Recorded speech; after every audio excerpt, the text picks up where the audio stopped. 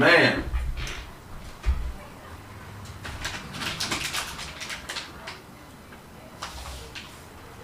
We in here, man. God. Welcome to Kraig Facts. Welcome to Kraig Facts, man. Got such a great show planned for y'all today. I got some questions, man. I want y'all to answer in the comments. See where y'all heads are. What would you do if you was on vacation and found a dead body in your hotel room? Yo, Blaze, come get this phone, bro.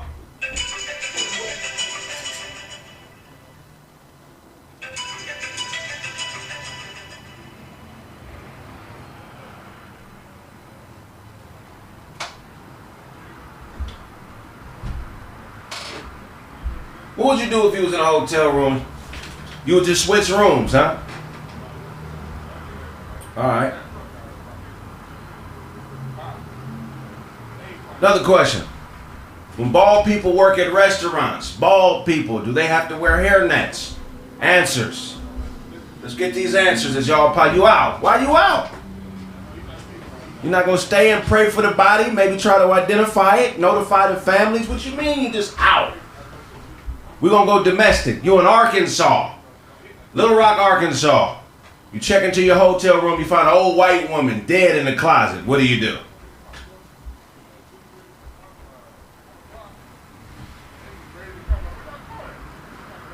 The hairnet question. Okay, they are. Which one do you guys prefer? Having smelly fingers? No, hold on. Which one do you prefer? Having no nose and smelly fingers, or being blind but having a really nice smile? Which one do y'all prefer? Having no nose and smelly fingers, or being blind and a really nice smile? Oh man, another question. Why is it called beauty sleep?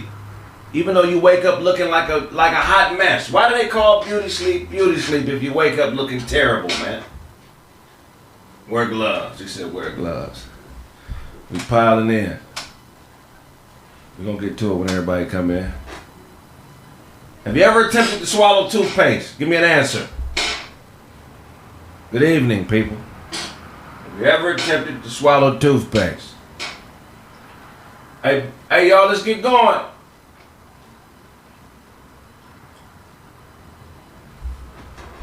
Let's get going, y'all. No.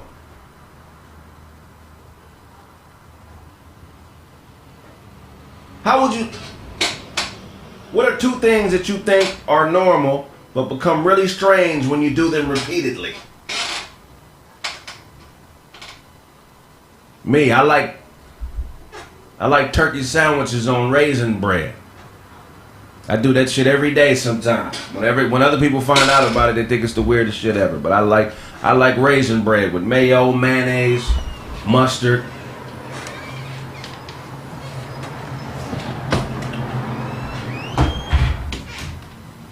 Is it permissible for minors who act in R-rated films to see them? If you're a child actor in an R-rated film, can you go watch your movie?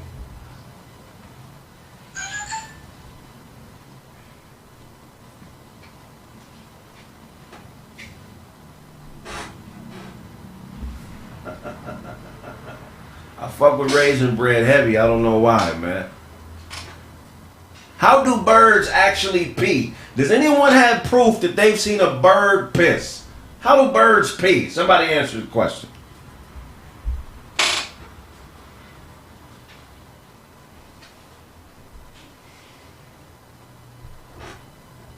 Another question. How many chickens would it take to kill an elephant?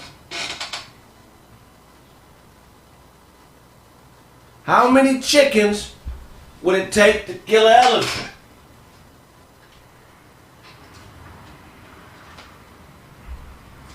Have you ever unwrapped, rewrapped?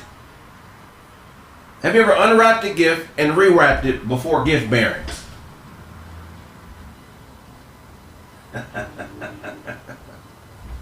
Have you ever unwrapped a gift and rewrapped it? Talk to me.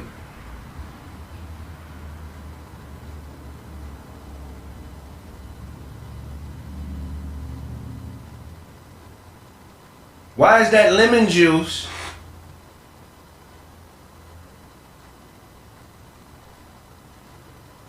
Why does lemon juice have artificial flavoring, but dishwashing liquid have real lemons? Yeah, right on time. Are eyebrows considered facial hair? Somebody answer the question. Are eyebrows considered facial hair?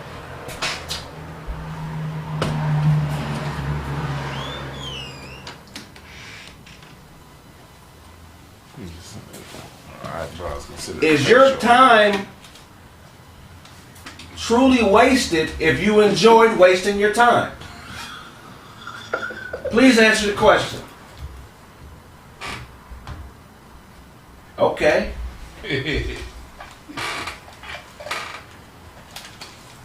Have you ever been tempted to sleep inside a refrigerator?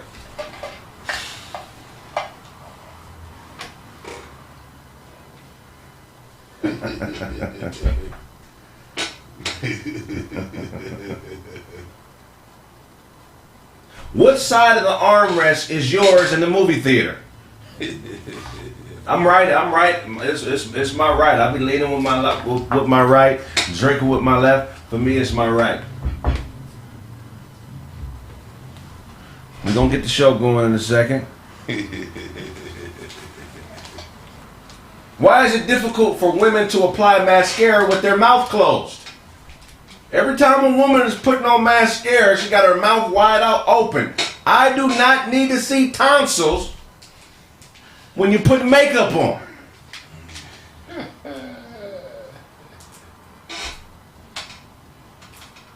How many pairs of underwear do you actually own? Does anybody know the number?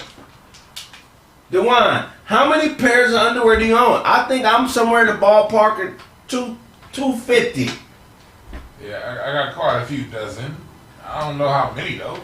Sometimes you go and pick them up because they don't sell. I think I can go 90 days without wearing the same pair of underwear. Yeah. I think 90. A whole drawer dedicated to itself.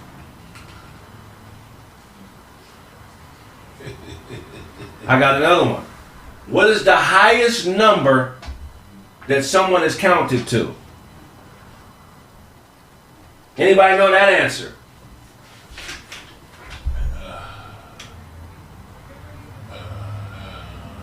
Can anybody tell me the highest numerical number that someone has ever counted to? I can tell you it's 1,000,000.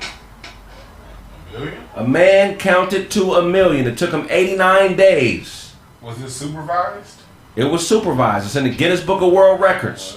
They supervise like a motherfucker.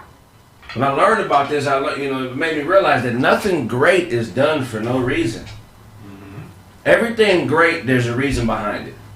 Okay. If somebody wants something from you, and they acting like, I'm just here to help. There ain't no greatness gonna come out of it. I'm just here to help. Tell me what you want out of it.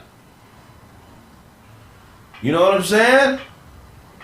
Jeremy Harper is the man's name. He counted to 1,000,000. It took him 89 days.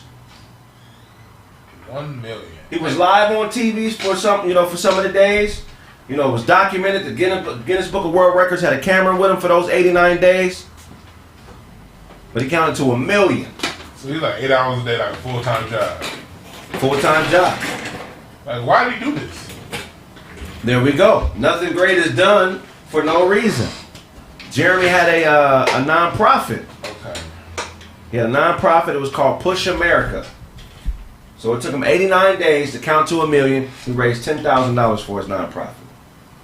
Okay. When was this? How long did it take him? It took him 89 days to count to 1,000,000. When did this happen? I'm not sure. Sometime in the 2000s. Look it up. I thought that was the 80s. Something like that happened in the 80s. 89 days, man. Okay, that's $112 a day for 89 days. Yeah, that's $3,000 a month. Can you do anything great every day. No. Yeah. Nothing great is done for no reason. What's the greatest thing you've done for no reason? The greatest thing I've done for no reason. That's a tough one because I agree with your first statement. Nothing great is done for no reason. Right. Yeah. Why do you holler at all my bitches?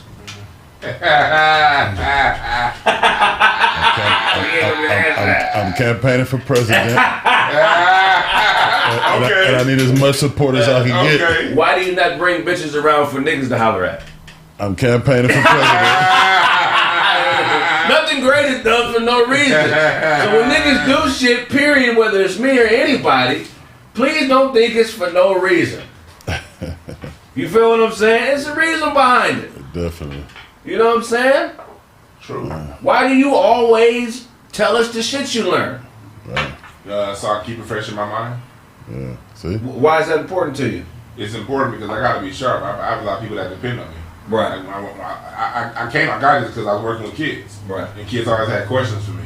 And I got tired of being able to repeat Laker stats, but not being reported. Nothing great is done for no reason. Yeah, I used to repeat Laker stats, and like if I can repeat Laker stats, at least I can help you little motherfuckers out with something better than that. Nothing's great is done for no reason. You gotta watch niggas who just try to be around and act like they not there for something. Yeah. Is it that you think I don't know you're here for something and I don't have the courage to acknowledge it? Or like, what is it? Because I'm doing a lot of great shit I don't talk about, and none of that shit is for no reason. Yeah. I was mobile home shopping online for my mom today. She ain't got nowhere to go. So I'm looking to buy mobile homes. What is a greater reason to spend money than your mother? You feel what I'm saying? Yeah. But that got me thinking, like, man, I'm doing this shit for a good reason. And I'm tight with money, bro. I can have $3 million. You won't know I'll drive the same car. Yeah. I don't change up for niggas. I don't want niggas to know what I got going on. Right. You feel what I'm saying? Still driving that same shoe. Still driving the same whip. And I got more than one car niggas would never lay their eyes on. You know what I'm saying? But I do shit for my motherfucking reasons. Everybody does. Yeah, you know what I'm saying? Yeah. Young fellas, I'm telling you, listen, bro. If you a man or a woman and a great person enters your life, they gonna let you know why they there. Either their actions gonna let you know, or eventually they gonna let you know. Now, some people come together based on commonalities, but eventually, when an identity is formed in a friendship, you should know why everybody is there. It shouldn't be no freelance shit going on in your life. You know what I'm saying? We here on a friend level, we barbecue, play dominoes together. That's what it is. If we elevate to another space, then we gotta have a conversation. You feel what I'm saying? Yeah. We gotta have a conversation. That's why, and don't be afraid to ask why somebody's there, because people ain't always there for malicious intent. Maybe y'all got a mutual thing. Maybe we both can win off this. Right. And the other side is, not only don't be afraid to ask, but to the other party, don't be afraid to answer. Yeah, exactly. Don't lie about it. That nigga asked me a serious, why you hollering at my bitches? And real clear and plainly, as simple as that, I'm running for president. That's all I feel. So for him, that could be like, oh, okay, nigga. Maybe I thought it was, you know what I'm saying, you thought you were more like than me, and more right than me, more whatever, but to know, nigga, it's a ball laying around, you don't give a fuck, you picked it up and shot it. Okay, that's it, nigga. You just be fucking around, you just be playing ball. Right. So there ain't nothing wrong with it. Right. But the key in that situation is, however you playing ball, it could be being played with you too. Yeah. So when it's time for you to, you got to be able to take it the same way you give it. That'd be the problem with niggas. They want to give, but they be forgetting it's a receive that can happen as well, nigga. Yeah, receive is supposed to happen. Yeah, you feel what I'm saying? Not kidding, it's supposed to. Like, we have a whole generation that ain't used to consequences. Yeah. I mean, they can just do people, especially on the internet, people are used to just doing whole shit, saying whole shit. And then maybe you come back, and it's just words. People get hurt at words. Right. As a comeback. And let alone actions. If you're doing some stuff, you should expect some stuff to come back to you. And when it do, just be like, that's the game. You gotta, nothing great happens for no reason, man. You got to establish what it is, because if I know why you're here, I can contribute to your greatness. Right. But if a nigga's just around you freelancing trying to pick fruit off your tree, that ain't gonna work. Right. Let me help you plant your own seed. That's what homies are for. That's what friends are for. You grow your tree. You know what I mean? Yeah. And when your shit grow, I eat a little fruit off of yours. You eat a little fruit off of mine. But don't just be back here picking. Yeah. You feel what I'm saying? Yeah. And thinking I can't feel it being snapped off the branch. But you gotta, nothing good happens for no reason. I keep reiterating that, man, because I was reading up on memory and triggers and shit, man. And there's a small organ in the part of the brain called the hippocampus. I don't know if you're familiar with the hippocampus, but they say the hippocampus is the place where we store memory. Okay. And it keeps the emotion and the memory stored in that location. So there's actually cells in the hippocampus that have an environment around them, emotionality, you know, what was happening at the time of a memory. And if you stimulate the brain properly and get it in a certain environment, you can remember things that you would have never thought you forgot. Okay. You feel what I'm saying? Yeah. Which I think is an important thing, man, because if nothing great happens for no reason and you understand the reason, I feel like when you get into situations, if you understand why people are there and why you're there, you can always reset and remember why you're doing something. You know what I'm saying? If you provide the appropriate environment around whatever it is you're trying to do. Because a lot of times we get full head of steam into some shit and we forget why we're doing it. Yeah, that's true.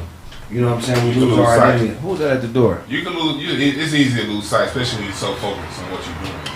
I've lost sight a few times. Yeah, you be so ingrained in the day to day of just winning, you forget how far you've come, and sometimes you forget why you even started. You just going all the way there, but you know that's why people are always around to bring us back home. You know, Right. that's why it's good to have good people around to help bring you back. Look it up, man. I may be saying it wrong. It's the hippocampus. HIPPOCAMPUS. Wait, how to HIPPOCAMPUS.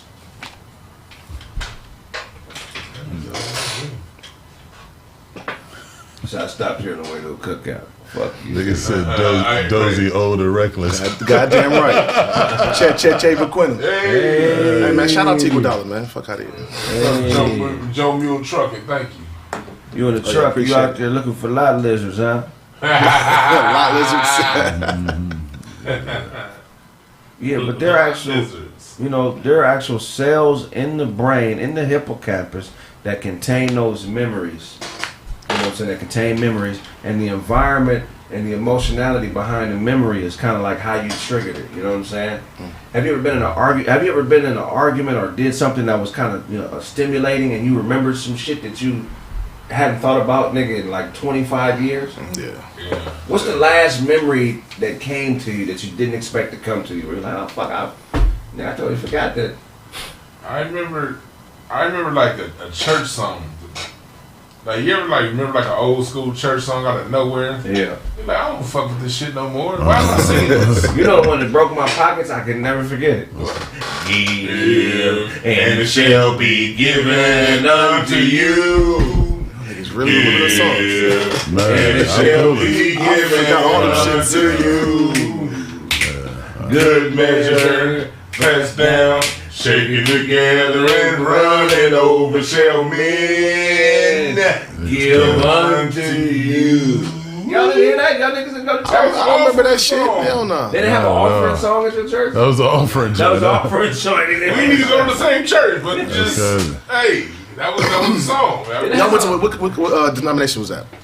Baptist. Shit, I went to Baptist and non-denominational. Yeah, My church was not. I was in Catholic. Catholic. Yeah, it's the What they do when same. y'all get money? It was the same song every time. You know the song? Not really. I don't remember that shit. But like, if I hear it, I can sing it along. Right. But yeah, but like, not like y'all can just do off of the tip like that. Yeah, I can't do it. Right. Well, I gotta hear the song. Oh yeah, I know the words, but I don't know that song like that. Like out of nowhere, "Let the Praise Begin" just came in my head. That whole Freddie Hammond song from like the '90s. I'm like, why am I remembering it? I hated this song when I was in church. Man, I'm trying to remember that song. I don't remember. It was it was Let the Praise, Hallelujah, Thank You Jesus, some shit like that. But it just came into my memory out of nowhere last week. And I'm like, why do I remember this song? I hated this song. Yeah. That's why I'm like, because I know I hated. So that's why I was like, yeah, I remember that shit. I put them shits out my memory. I hated being here. So it's like, I don't want to remember these songs. I played the drums for a long time, so a lot of it got ingrained. But even when I played there, but you like playing the drums. Yeah, you like playing. Though, and gospel music is where you can really get soulful. But I don't like gospel music. I never have. So why am I remembering this shit? I like Kirk Franklin. Put your motherfucking hands together. You know, that's not the bullshit that song, Silver and Gold. Silver and gold. They told niggas I'd rather have Jesus. I'd rather have Jesus than silver and gold. Than silver. They was lying. And that's back when we used to own the hood. Yeah, that's good game. Fortune. They was lying. No Right. shit is untold. And I have grown niggas singing that. They sing that lie. It was a good lie. Than silver and gold. It gotta be true because back when we sing that song, Of course it does. the whole church neighborhood was black, and they had this. They kept Jesus, but the people that lived in the neighborhood when that song came out, they all gone gentrified. So Nothing good happens for no reason. Yeah. Nothing great is done for no reason. Let me tell you something, man. There's a scientist. His name is Chan. The last name's Chan and Ramirez, and they did a study with mice because mice have a hippocampus as well, like human beings.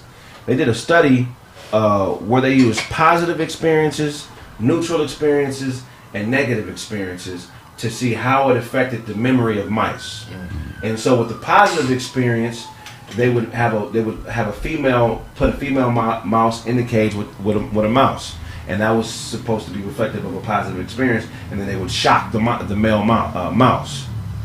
You know what I mean? Then they would put something in the cage neutral that it didn't excite it or make it mad, and then they would shock it, right? And then they put something in there for a negative experience, like something that resembled a snake, and then they shocked the mouse. You know what I'm saying? And in this process, they were able to figure out that if you apply a negative or positive connotation to a memory, it makes it easier for you to remember it. So after they did the whole thing with shocking with the male to female mouse, the neutral shit, and then the fake snake, then they just did the buzzing sound without the object. You know what I'm saying? Right. And then they were able to. Now, the mouse basically would snap in and kind of like know what to do. Either it would be expecting a bitch, you know what I'm saying, with the positive one. It would be expecting nothing with the neutral one, or it'd be expecting the snake with the negative shot. You know what I'm saying? So science has been figuring out ways to manipulate memory, because their goal is to be able to use triggers like that shot to be able to control what you can remember and what you can't remember. So that's why it's important for niggas to understand you should never do great things for no reason, because you want to be able to trigger your own memories. These niggas is heading in a direction where if they don't like what Blaze is thinking, nigga, they can send a signal through the radio or do some wild shit and make you forget who you are. Tap into the glasses, they change all the vision. Nigga. Yeah, that's crazy. Is somebody at the door? I think they would have run that way. Who is it? Todd. That small ass chair again. How disappointing. John, and that nigga used to let people down. Big chair, bro. Like, come on. Because you like, could you go to a big Get the big chair, man. Oh, yeah. What you gonna drink them with, nigga? He's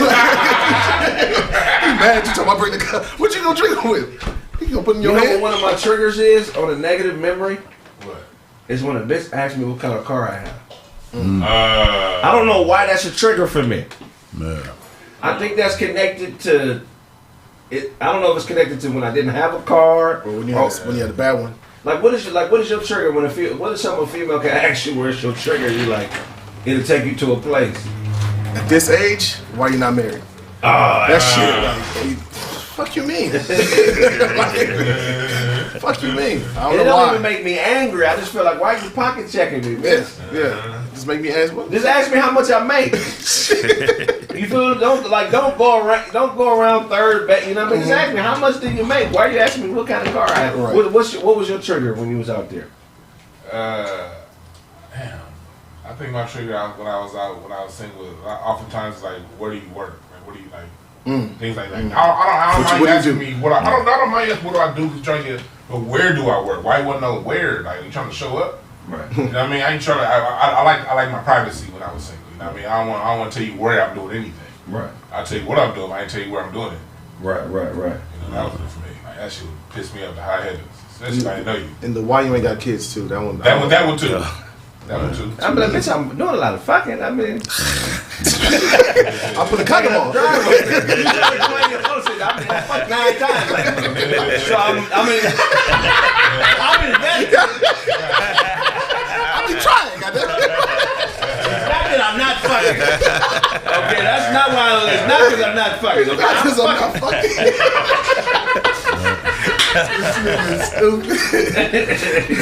Nigga, we be having triggers like a motherfucker. Yeah. I think another one of my triggers is Nigga peeling your bitch. You've been talking about that for a long oh time. no, none of my bitches ain't been peeled for me. Good. My pet peeve, I just be talking shit, but Okay. my pet peeve, Sailboats. nigga said sailboats. Sailboats. You know how you find something out from somebody else, but it's not the person? But it was such trivial shit that the person that they could have just came to you. You know what I'm saying? Yeah. How do I put this? I used to have a spot where me and a beautiful woman lived together. And we was in a different type of situation, you know what I'm saying? Alright. And a few brothers knew about it. No, actually 2 brothers knew about me and her because they had been to the crib. And another nigga that's never met her hit me up like, "Hey man, I heard you and a bad bitch live together, man." Oh hell no. That's weird. And there's only one nigga that could, you feel what I'm saying? Like, why this nigga? Well, why are you talking to this nigga about the bitch that live? Like, what's the purpose? How did that even come up? Like, Yeah. That's too. Like, first of all, how did it come up? And then second of all, why are you telling me it came up? I like the first word you sold. Like both of them. I like the first word you said, weird, and I think it could, sometimes it could be some goofy shit involved, but I think more oftentimes than not, man, it's just motherfuckers' form of admiration. But when have I not had a bad bitch around me? You know. No, but what I'm saying is, what if I not have a bad? You feel I know what you mean. That's like when a nigga see with a girl, like, damn, nigga, like, hold on, what the fuck happened to you? Why you damning her? What No matter how many times I you see always it, got that. it's still the same effect. You know what I'm saying? If you had a Lamborghini last month and you pull up with a Ferrari now, what I'm gonna say? All right, that's that nigga. No, that motherfucker dope too. You know what I'm saying? Motherfucker, open that door. Let me see. So it's still weird though that's how he expressed his admiration. It should have been simple as, oh, okay, bro, you shit. I see you. But he did the to weird go and show shit. another nigga so he can come back and This tell nigga us. Kraig got a bad one. Yeah. That's weird. Yeah, that's weird. You know what I'm saying? But I don't even think. I think the nigga was gauging. He was trying to gauge the bitch. Like, so the bitch is living with me. So that must be. It must be something going on here, my nigga. What the fuck are you doing? That's like, you know what I'm saying? I don't know, man. I just, He don't know the story because all he heard was you living with him. Some niggas so don't. So Kraig but, fucking this bitch that he living with. Right. That's maybe that's trying to find out. You know. But when it comes to a woman living with you, you got a woman, and if y'all cohabitating on any level, anything goes. I wouldn't at that point. You know what I'm saying? Right. He could have her any kind of way. I wouldn't even be worried about it. No speculation or nothing because this nigga's married. it gets and his call and was inquiring about the bitch that lived with me. This nigga's married. And the nigga who talked to him about the bitch, we've never had a conversation about it. Till now. Like never. I'm not tripping. I don't feel no type of way about it. But I'm like, why are you talking to another? Why don't you talk to that nigga about your bitch? Yeah. Why are you talking to that nigga about me? You should have asked him, man. I really think you should have. Yeah. I'm gonna ask him. I would have simple How as that conversation come up? You know, like that. Hey, you like that little thing. Right. What you talking about, man? My boy told me this and that. I know you had to tell him. Let him say, "Oh yeah, because I was this," or "Nah, because you know what if he say no? All I said was this." Yeah. That's what he said. Yeah. Oh, he digging your bitch. Yeah. But it's not a problem, right? You know when I feel like when niggas are trying to compete on the low. When they're competing, there'll be times when they lose to you, right? And you may not even be aware because you're not competing. You're just doing what you do. But a situation that you win in, they may view as a loss because they wanted what you had in that situation. Yeah. Right. So anytime they see you with something that reminds them of that loss, I feel like certain type of niggas, it triggers them. Where they snap into a mode where they got, I can't let this nigga beat me. You know what I mean? I can't let this nigga get the head up on me. I can't nigga, that ain't how niggas that's really move and live their life. They're not living their life based on trying to beat you to some shit. Or figure out, you know what I mean? Like, that ain't what niggas do. That's got something going on. That's the key word that's got something going on. That can only trigger somebody who's that level of nosy. Like, my dad always raised me, man, when a man is with a woman and whatever level he chooses her on, that ain't none of your business. Just walk the other way. I mean, like, I'm so far as, like, I've had plenty of my homeboys crack plenty of my homegirls. I don't ask. Right. Never. That's not gonna be a conversation with her or him. Right. That's y'all. We grown, man. Like when I was 16, yeah. But like now, it's like, what are you talking about? Like, why are you over here? Challenge. No socks on. No, but them triggers of the reason I'm kind of when niggas be triggered, they forget who they are. They forget that who they are is good enough. Did they ever know? But they don't be knowing that they triggered. They don't know that they triggered, bro. The way that they move, they feel justified in what they doing. And it's like, go ahead. But how about, because like there's a lot of insecurity out there, right? So it could be that the nigga was insecure. He never thought he was good enough. Right. And then now it's proven. Right. So now he's acting out. There's that aspect. Yeah, sometimes right. we see people how dope they are from our point of view, but they don't believe it. Right, yeah. You know what I mean? Because I be fans of niggas who don't be fans of themselves. Right. Exactly. Yeah. I'm saying. And I be like, well, should I be a fan of this nigga because he don't think he's shit. You feel me? Maybe I need to recalibrate myself. Yeah, real talk.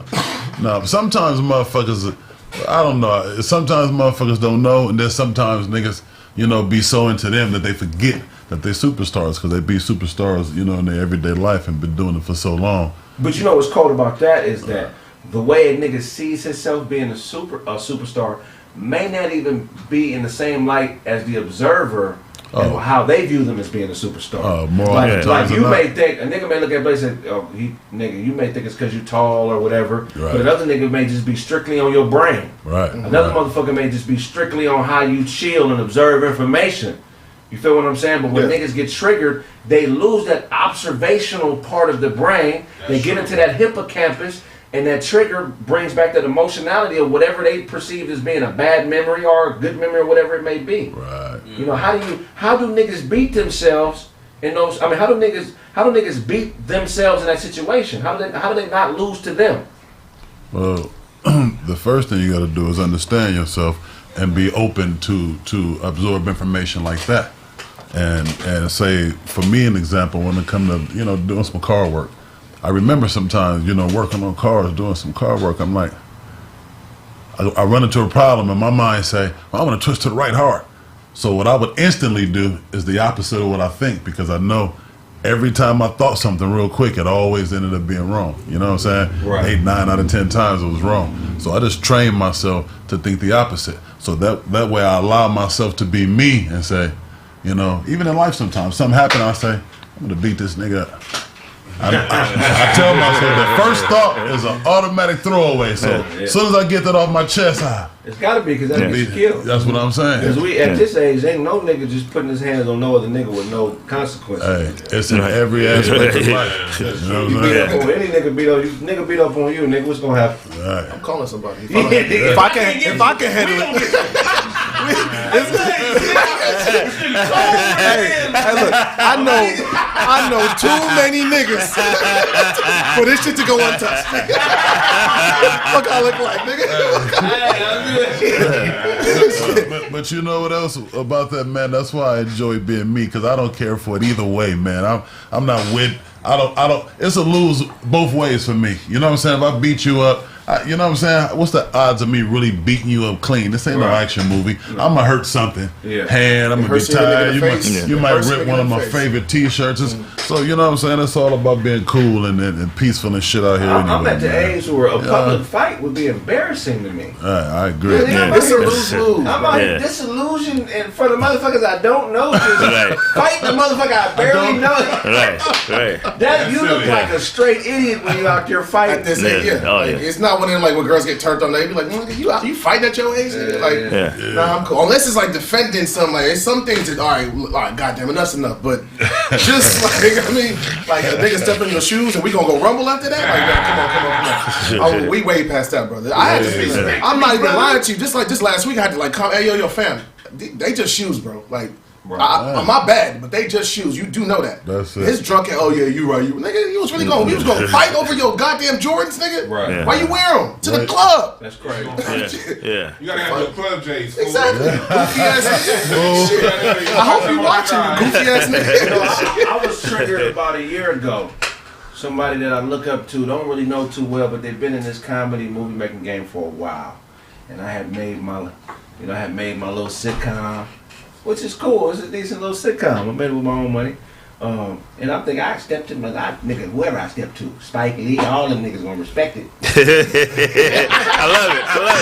That's the only thought to have. That's the thought. That's the motherfucking thought to have right there. Shit. So the person that I hollered at, who I look up to, I'll probably say his name during the show. He gave me his number, gave me the time of day, but I could tell he wasn't taking me serious. And I was triggered. So I went from just trying to share my art to trying to prove to a nigga that he should be fucking with me. Yeah. You feel what I'm saying? Yeah. And I think sometimes when somebody is overly trying to prove something to you, I think if you got anything going on, I think that puts up that's a trigger to put up a fence. You know what I'm saying? So a lot of times when you're dealing with really smart people and y'all are triggering each other, they backpedal different than regular motherfuckers. You know what I'm saying? That like when a smart motherfucker that can help you is backpedaling on you, they'll do shit like no matter what you say you're willing to spend, they don't think it's enough. You know what I'm saying? Right. Because I was like, man, I know somebody that's willing to pay $20,000 an episode for a celebrity type person to come on, and he was like, man, I don't know if that's gonna be enough. $20,000. Cash money come fuck with my shit. Nah, I don't. We went down the list of like 8, 9 motherfuckers. But what about this motherfucker? No, ain't nobody gonna fuck with that. But I know damn well that niggas will fuck with a quarter of that. Yeah, for sure. Yeah, for sure. But I triggered that nigga, and he triggered me. He triggered that. He be having it. And I was ready to whoop his motherfucking ass. I don't know. What you mean it ain't enough, nigga? Question, Kraig. Did he trigger you or did he trigger your ego? That's what it always breaks down. At that particular point, I wasn't separating myself from my ego. Okay. Yeah. So I was triggered, though it was really my ego. I'm glad you said that. It was my representative. Yeah, I'm glad you said that because oftentimes we don't separate ourselves from our ego. Sometimes our ego can be running them up. And if you notice your ego is cool, but as long as you know what it is, you know what I mean? When you don't know what it is and you take it in as yourself, that's where that depression thing can come in real fast. Right. That's where I spill. Yeah, that's where you forget who you are. Normally, if somebody stopped fucking with you, it's because of that. You triggered their ego in some way. Question, how do you identify your ego? Well, I mean, like for the people, you know what I mean? That don't, like you said, unless you don't know, that's an option. Well, so how do you identify it? It's a few ways. One way is to first of all, get a greater knowledge of yourself. You know what I mean? And then sometimes with a situation, do review situations. Like at the end of the day, when things went on, that's something that kind of bugged you. Sit back and review. Like, what do I really want? So was that me or was that something else talking? And you will know if it was something else. And then as you slowly do that, as you get more self-reflective, and you'll get a better point of view between you and your ego. You know what I mean? So it takes time. like time. Yeah, that was crucial. I was hoping y'all this. I was hoping to scroll. They said my glasses was thicker than Ghetto Barbie. Okay, so what? The Ghetto Barbie. That's fine. So for me, I would think that's one way, but who you are, like for real, is what you do, and how you feel about it is ego. Okay. How you feel about what you do? What you do? Okay. That's how I kind of separate it. You know what I'm saying? So for instance, like, I was an athlete growing up, so I used to go hoop. Right?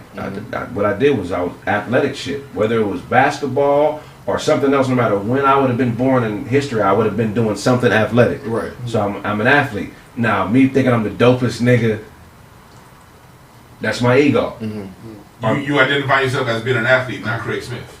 Right. Because you Kraig. And that's another thing. But I've been an athlete before Kraig, because even my name, No, you weren't born in that. You were born a man, a young man, a human.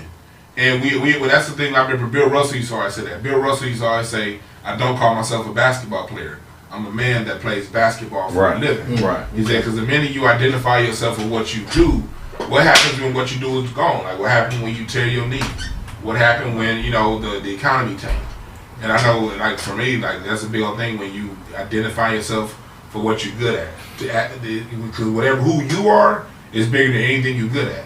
Like, because of your greatness, that feeds into whatever you're good at. But if you put whatever you're good at first, you minimizing yourself and you and your ego. So you wouldn't. So like, let's say y'all are comedians. You wouldn't call yourself a comedian. Like, how do you address that then? No. Comedy's what I do to make money from time to time. So you dress it like that. Yeah, like I'm the one. I just do comedy. You do comedy. Yeah. Okay, got you. Yeah, I'm the one. Got you. Yeah, I'm not gonna lose myself in shit. But I think I learned that from hooping, because my whole life growing up, I was a hooper. That's the reason I didn't gangbang. That's the reason why I didn't get in a gang of trouble. I got cousins my age, that's murderers, and we grew up in the same vicinity, but I chose one path, they chose another path. You know what I'm saying? So, but with hoop not working out, and me being good at hoop, my ego's telling me I'm great and good enough to go make money, which I think I was. That not working out, it forced me to deal with myself. Yeah. Especially at 19, 20, it was no longer a part of my identity, right? And so three things I always did was roast, make people laugh, rhyme, and play sports. I started all those things around the same time. Like 5, 6 years old. If we go back, I was doing all of those things that I'm doing now then. Yeah. You know what I mean? But the hoop aspect helped me deal with the fact that, I just play basketball, but I'm not a basketball player, bro, because this is no longer, it almost seems goofy telling niggas I used to be nice now. I can't get rid of that. Can't get rid of that. Go around! Can't get rid of that. Can't get rid of that. You can't get rid of it? Why? Because you was nice. I mean, I was. So it's like, I'm not getting rid. I mean, that's maybe that's Ladies and gentlemen, in the my room, I never hear him talking about basketball. We talk about basketball more. I never hear him. Hold the fucking phone, nigga. Hold the fucking phone, nigga.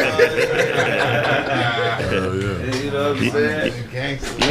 That's brother. What's up, brother? But that's true. You're saying, I feel like I got to that place that you talked about. Separate myself, because I grew up. You know what I'm saying? The athletic, the hooper, and I had a tough time separating myself and dealing with the fact that, this ain't what it is. What really forced me into it was I had the knee surgeries, but then my father had a stroke when I was 19. That's life got real. Life got bigger than that. I think if that wouldn't have happened, I probably would have been disillusioned for a few more years. Yeah. You know what I'm saying? But that's what, it took something bigger than me for me to realize that hoop ain't shit. It ain't and it's funny. It's similar to me. Like when I was in my late teens, early 20s, I was the fat nigga that could hoop, and that's all I did. Hoop was a major part of my life, coaching, whatever. But then when I had that second knee surgery, I was like, shit, that ain't never happening again. And then I was like, okay, I'm a hooper and I'm a drummer. And then at the same time, I left the church, because I wasn't playing the drums no more. So now I had to deal with me. And it was like, first of all, why you look silly the whole time? Your fat ass wasn't ever go pro. You just was a weekend hooper nigga. You know what I mean? That was good at Venice Beach. Right. Now, I wasn't ever gonna get playing Australia, no shit like that. So ultimately, it was a good thing that that delusion got stripped from me. Well, not just Australia, nowhere. There was maybe some more. Stupid. But out there with the grass skirts on. The grass skirt. Eric Falani. Kraig went shopping in Mr. Rogers' closet. But like it was stupid to begin with. Right. Even if you do play, like, even if you do make it, and you play 10, 15 years, make $150 million, you're still gonna be retired by the time you're 40. Right. So who are you gonna be the rest of your life? Right. You know what I mean? Like, and so like I'm a drummer, because I've been on stage playing drums since I was 13. Right. But then I ain't playing no more. I ain't getting no gigs. Like who the fuck am I? Everybody still got hoop triggers though. Yeah, for sure. How many times y'all have seen me just doing this shit? Every day. Let a nigga say, oh, you can't hoop. Or you don't know about hooping. Hold on. First step. And how many times have I done this where Duncan or DeWine came over and tried to block it? Shit out here. That shit out of here. Yeah, let's do some post shit. This motherfucker come up, nigga, okay. I'm almost nigga tired of me leaned in by a drop step. Those are positive triggers. Yeah. You know what I'm saying? Those are positive triggers, man. Nothing good is done for no reason, man. At some point, that was a good thing in our lives, and we get triggered by it. I think my triggers when I'm around a bunch of niggas around my size or bigger, I just, in my subconscious, hoop comes back. And I feel like that's why I be doing that shit all the time. Yeah. You know what I'm saying? Because most of our lives being around a bunch of niggas like that, I mean, we was going to hoop. Yeah. Like anytime I see Blaze, like, okay, how am I gonna get a shot over this nigga? You know what I mean? My first thought, how am I gonna angle this? Pump fake. Yeah. Pump fake. Pump fake is the devil in him. He's never. Blaze out there. I wish a nigga would go up. That pump fake one of my triggers. I ain't gonna lie, that's mine too. I'm in the air. Shot blocker, so I was always jumping. I said, realize, he got go Volley a ahead. motherfucker. That was always a rule in basketball. Like the white boy can shoot, the light skinned nigga had all around game, and the African can block shots. All day. Every African block shots. Don't ever shoot on an African. That motherfucker will swipe Because down. Africans is haters by nature. Oh my God. You ever heard of Africans game with the hoes? It's all hated. What is he doing for you? I am here now. What is he got right now? It's lit. I am here now. Oh, yeah. I doesn't love you. I love you now. Kraig been watching. You been watching the movies, nigga. I'm not talking about American now. I'm talking about. No, yeah. You been watching the movies. The niggas is haters. They be hating on each Your other. accent getting better than everything. I see you good. How does he love you when I'm here? Good. You never be with you. Never. We need to make a movie just so he could do that, man. Look at the ball. Who? Me? Yeah, man. That's a trigger for me, man. What's a trigger for you? What's a trigger for you? Blaze, snaps. We like, man, that shit kind of. I ain't tripping, but that shit got me like, man. Well, okay, motherfucker. Look, I got a basketball trigger because you know what I'm saying. I used to play sports. I used to play a lot of basketball too, but I wasn't good. You know what I'm saying? But I played every year. You know what I'm saying? Up till you know what I'm saying. I was always on the team. You know what I'm saying? Did you have a headband, an elbow? I had a headband. Yeah, for sure. Yeah. I had for sure. Man, respect. Yeah, the Mike Bibby, the motherfucker. You know what I'm saying? Put me in now. What is he doing? Put me now.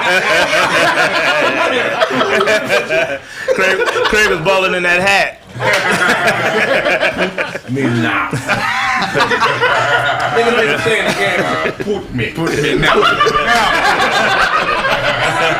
Put me now. Nigga, get up off the bench. No. Me, coach. Coach won't put me. African on the bench. I love it. Put me, please, now. Please. That's fucking funny. Oh man. What was you saying, Tom? I'm just saying, like, I mean, when y'all talk about basketball, you talk about I used to be nice. I'd be like, damn. I was never nice. I would have probably been on a team against a motherfucker. You know what I'm saying? You know what I mean? I'm not gonna get dunked on or no shit like that. Don't jump on me. Don't jump on me. Listen, I was bodying niggas when I was in high school and college too. really?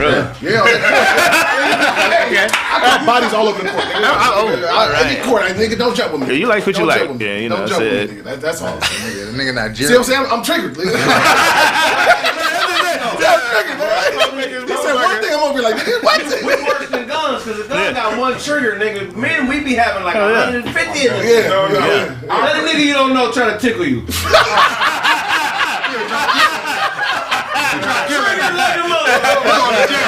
Oh, he's really trying to get in there.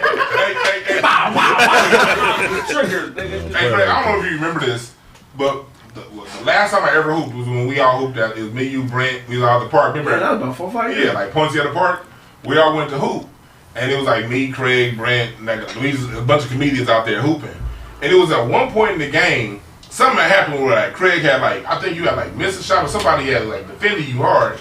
And you got real serious for like real quick. Yeah. And Craig was like, this nigga don't know, man. I would really fuck this nigga up. And he was like, this nigga don't know. I mean, I get out of me. I can't bounce like I used to, nigga. And you caught yourself and nigga, we finished playing the rest of the game. No, I'm But there was a point where you was like, all right, this nigga. Yeah, that's my real hoop mentality. I played like a savage. My dad, nigga, He muttered that to himself. No, he kind of walked away. He wasn't even trying to be like big. He walked off the court, kind of looking the other way, like, man, this motherfucker right here. But one of my triggers is not being taken serious. That's one of my triggers.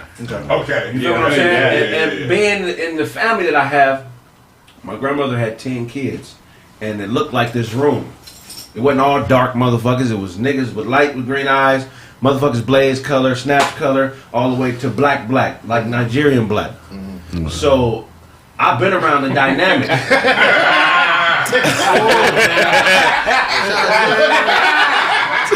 Tom was like, they talking about us.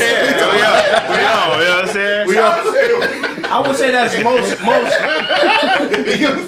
Go ahead. I ain't scared.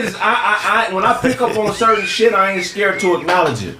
And even if I'm not right, I know it's something there. So if I'm hooping and we playing against a team from LA and there's a bunch of dark niggas on the team, I know that they think that they got some type of an edge. So for me, it's my duty to nullify that. I don't give a fuck about nothing you think you got going, nigga. What's happening? That's how I hoop, nigga. So you think that's your like Michael Jordan trigger? Like Jordan always had to make. That's my Smitty trigger. Okay. Smitty's a killer. My dad is 5'7", 5'8". He ain't no big nigga.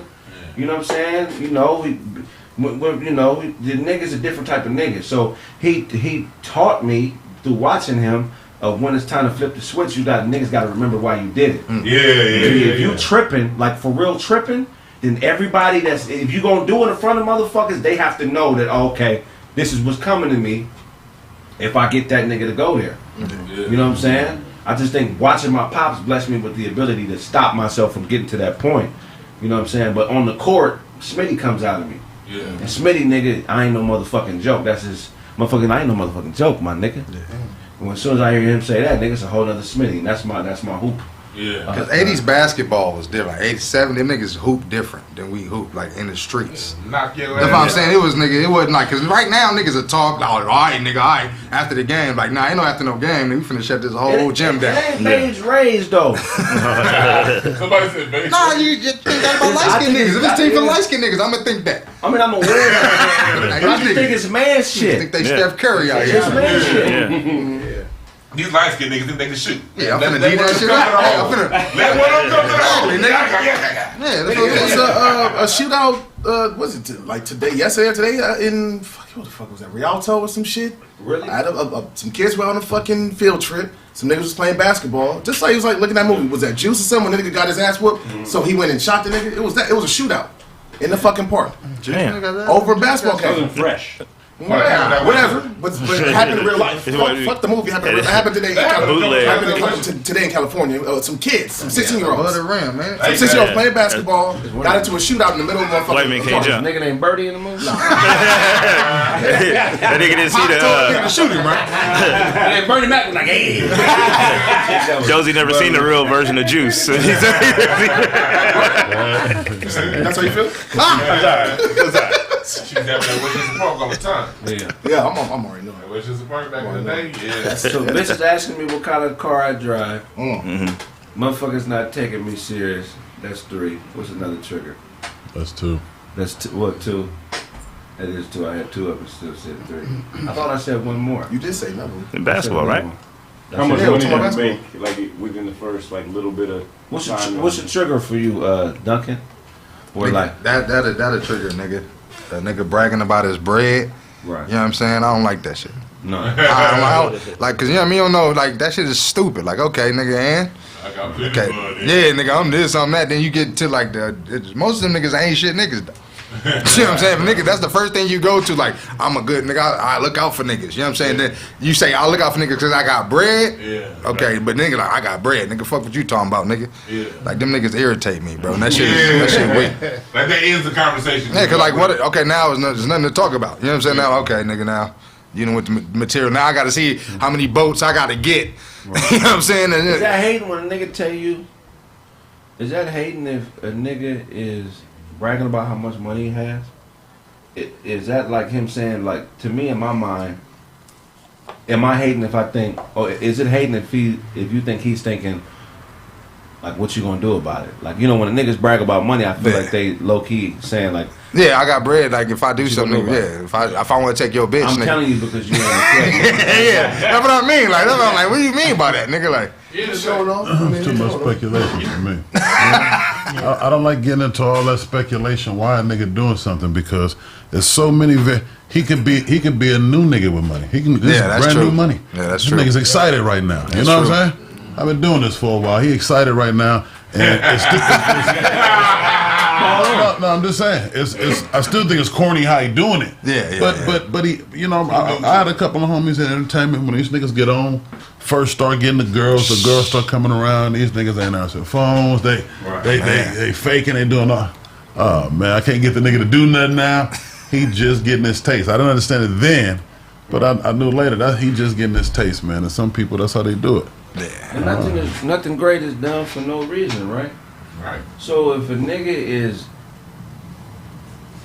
I think it's important to know why niggas are doing certain shit if you're gonna be around a motherfucker, right? Mm-hmm. Like if I was always talking about like my bread around you niggas, at some point you would be like, look, somebody would probably ask me, nigga, why you always bring up the fact that you got $20? Somebody should. Somebody should say that. But most oftentimes, you know what a motherfucker do with that shit y'all was talking about? Nigga speculate. When he really should ask you, right? Hey Kraig, I don't know funny shit, my nigga, but you've been mentioning that 20 grand. I mean, 20 grand is 20 grand. I know you ain't filthy rich, but that also ain't $20. But well, why you keep mentioning that, bro? You can say, oh man, you know, because whatever. Right, you know what I'm saying? I think it's important to be direct with your friends, and if it's your friends, you can be like that. But if it's somebody that just happened to be around, they bragging about something.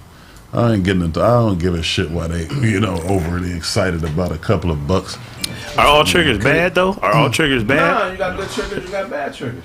I think the hoop trigger, that's the one I brought up. That's a positive trigger. Right. I think anything that has to do with keeping yourself in shape and, you know what I mean, keeping that confidence up, that's a positive trigger. Yo, but on the lines of what you was saying about the dudes, the niggas bragging about money or some shit like that, do you think that that's because they see something in you that intimidates them? I think so. Now they gotta one up you. That's a lot of it too. Yeah, you get what I'm saying? It could be your regular day to day, but it could be something that nigga see in you that he don't got. You feel what I'm saying? So now I'm finna. Well, let me tell you what I do got, nigga. You know what I'm saying? I'm gonna show it. You feel what I'm saying? It's somebody who don't know themselves.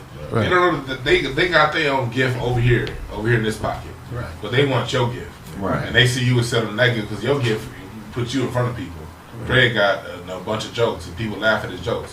I want that to be my gift. And since he got it and I don't, I'm going to bring him down. When really, you got a whole gift over here that could generate probably more money for you. But you ain't never looked at it and found out because you so busy looking at what's in the spotlight. Right. Can't do that. Like, you don't realize, like, a lot of us in the spotlight, we don't fucking want to be in a goddamn spotlight. Right. It's just our talent kind of got us here. That's not the first thing. The first thing is just being creative, nigga. That's what we really care about. Niggas want to be creative. I still think that goes back to a lot of speculative shit. Like, you know what I'm saying? Maybe he is trying to one up. Maybe he trying to say, hey, that's dope. You're a superhero in a comedy world. That shit flies a motherfucker. But hey, just remember, I'm worth something too. Yeah. Not to one up you, but hey, I can't help you write a joke. But if you ever need funding for one of those buildings, man, you know I'm the 20 grand man. You know what I'm saying? That's not that's somebody who know that shit. We ain't talking about that. That's a different type of energy. No. But it's people who like that, and the way they express it might not be as clear as that. Being antisocial? No.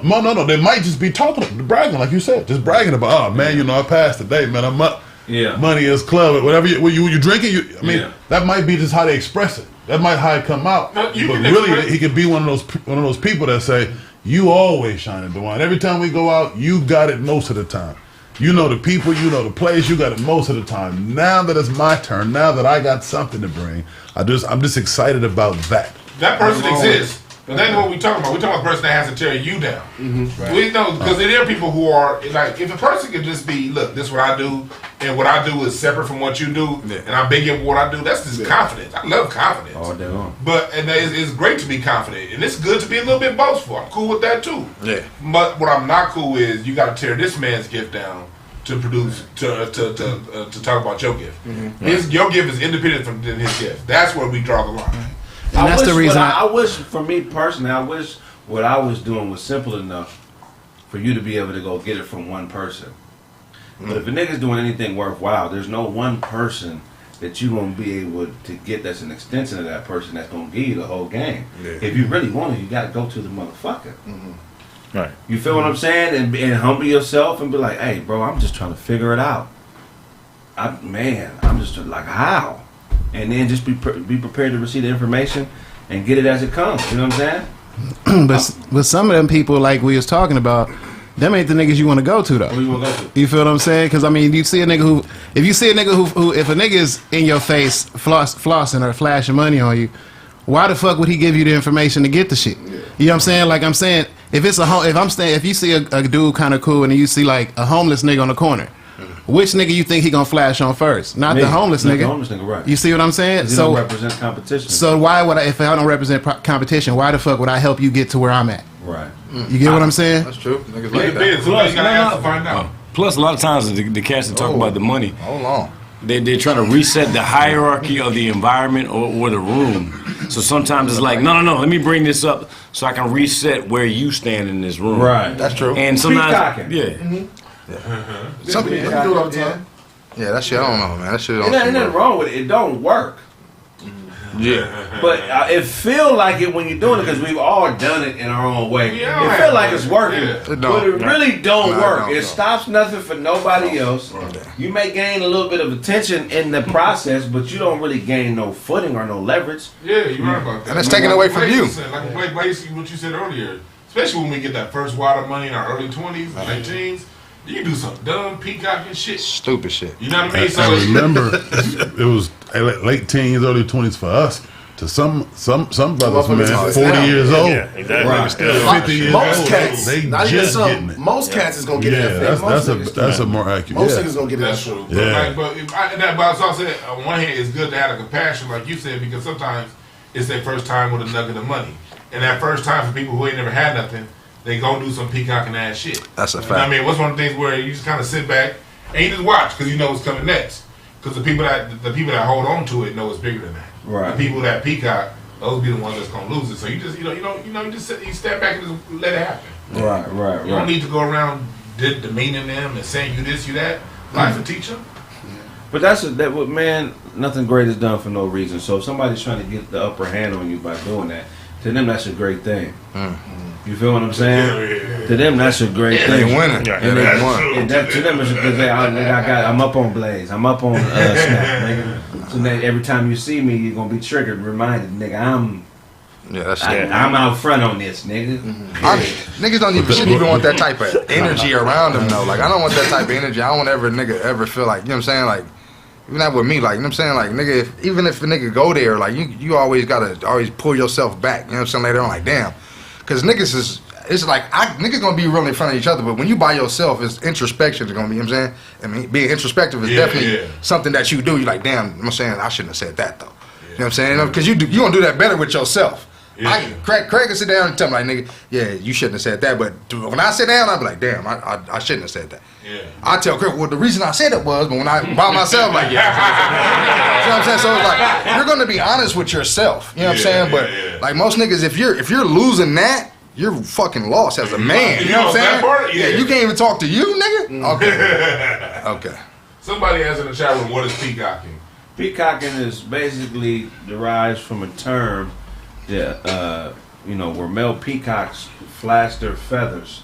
They have these really nice, extravagant feathers, and they flash them and do a dance to attract a mate or to attract attention to themselves.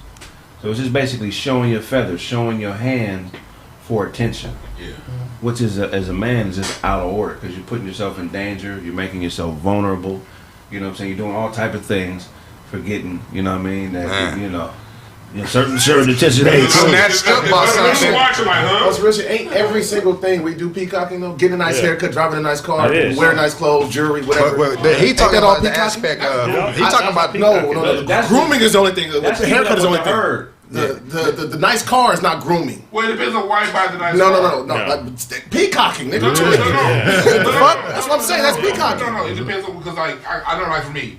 When I got my first set of nice cars, it was definitely peacocking. Like, nigga, this is what I got, you don't. Yeah. And then later on, it was just kind of like, nigga, I love the way these cars drive. Trading value. The way this shit this. I understand that. We talking to me, baby. It ain't peacocking to them. It's like, nigga, this is what I got. If you name any of those cars you think that were awesome to drive, I'll tell you one that's half the price and it's a different maker. So if you really cared about the drive, you'd save your money and drive the other ones. We drive it. We drive. Money to everybody. You crazy? I'm telling you. Just like when you asked me that day, like, why you drive nice cars? Shit. I like nice cars, but I know what the fuck this shit look like on the street. I know what this look like driving down the motherfucking block. I don't think driving a nice car is peacocking. But I think what you do to it is peacocking. Like if you putting 24s on it, changing the colors, putting a bunch of beat in it, like doing things to bring extreme attention. Advertising. I think that would be more peacocking. That's more peacocking, but still getting the nice car in the first place. Right. Like you can get that nice car. Just like I said, that same nice car, right? You can get a brand new one probably for half the price. Right. That drives just as well. That's gonna last you even better, better at gas, all that shit. Yeah. But you want the fucking Lexus. You want that Audi. You want that shit. You don't want the Prius. Ain't good enough for you. But look at the triggers though. Let me ask this though. So let's say I'm an art collector and I like to collect art, right? I go buy an expensive piece of art. I hang it up in my house. Is that peacocking? Because I ain't showing it to nobody. I'm not posting it. I'm not letting motherfuckers know. I'm not. You see what I'm saying? So if if it's an expensive car and I like it and I go get it, that ain't necessarily peacocking, right? It's now if I'm showing on IG and taking pictures of money and all that shit, to me that's peacocking. But if I buy the car because I like it and it's expensive, right? That's not peacocking.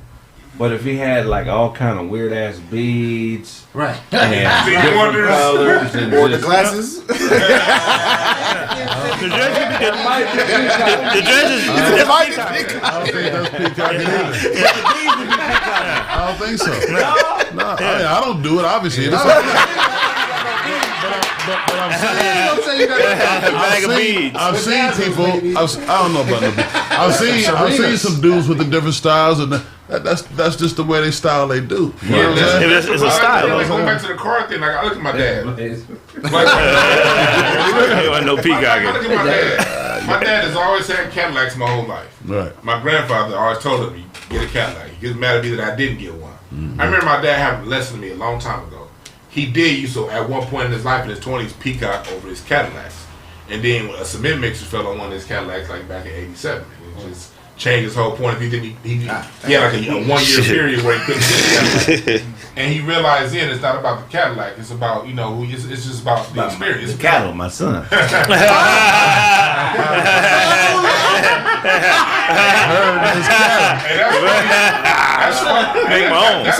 That's funny, Kyle. That's funny, but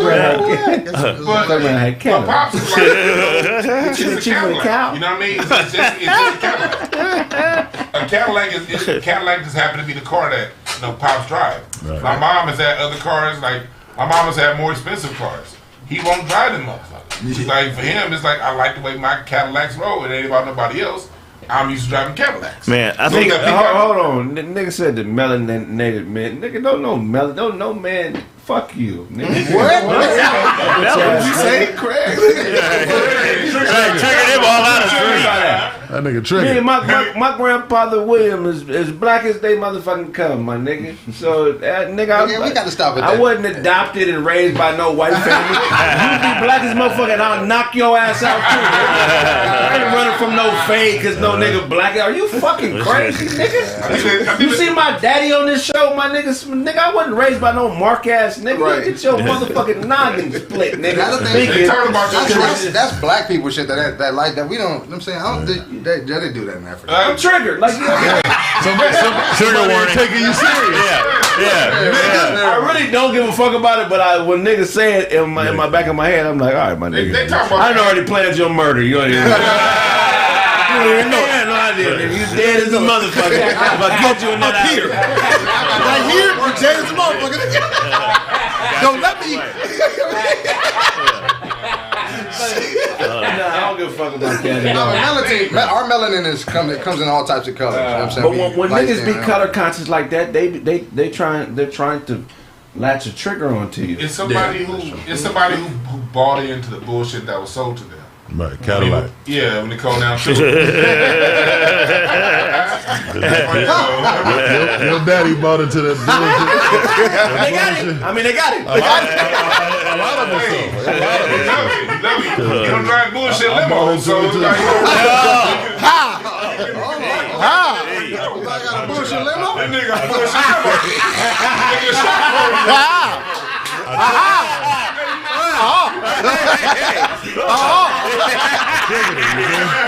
that case. Keeping it real. He keep it real in this motherfucker. God dang. My nigga Daddy Carter. Ass sheet ain't black no more. That motherfucker's terrible. That bitch run though. We was on break outside. I was telling my parents anniversary's coming up. He's like, you should let me know, man. I could have put them in a limo. I put myself like fuck my parents anniversary. Lift the top up.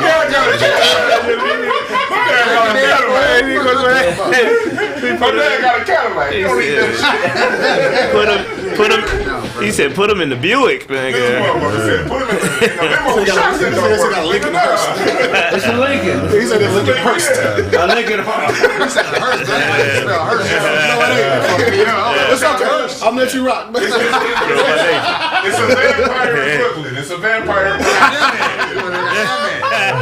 It's been a lot of blood sucking that motherfucker. Shut the fuck up, goddammit. Suck your blood. Wow.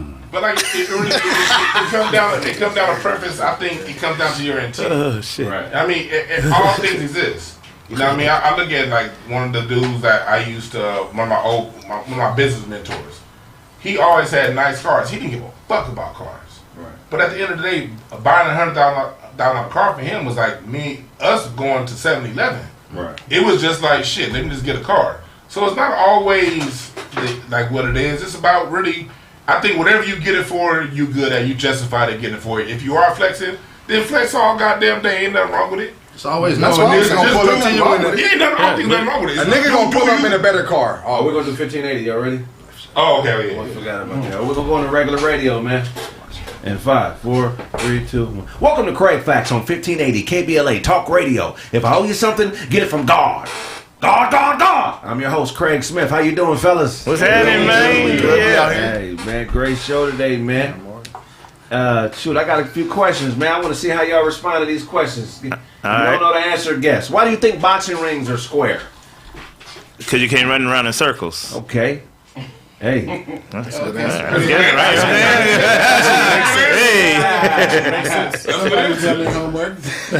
Have you ever had an extremely bad haircut? Yes. Long time ago. Absolutely. He said a long time ago.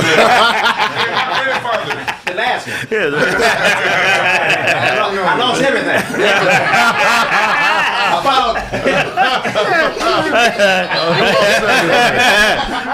About hair eruption.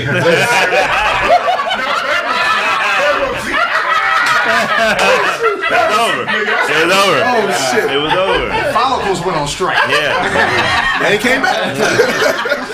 I ran out of 401 spray. Clyde Drexler, man. My grandfather took me to get a haircut when I was like 10. But I wanted, it was these old dudes on Vermont and Vernon. Middle of the hood, these old brothers. Like they probably bought that barbershop back in the 40s. The first time niggas could move on Vermont and Vernon. And the first time these cats can move on Vermont and Vernon. They didn't give me like a fade. They gave me that Evander Holyfield bowl cut. Oh, right. You know the one that starts up here? You talking about that ball rock? Yeah. That ball roll. You had that Bruce slide punch to get the haircut. So you should have The picked old Ryan. Filipino man. How old Filipino? Dressed like Ryu. And cut you with a ninja star.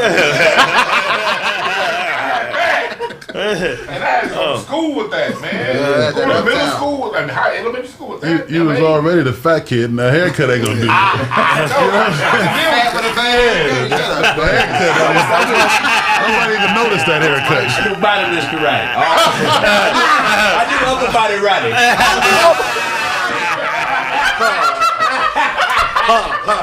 All upper. You ain't got this. You ain't got elbows. I can do this sitting down.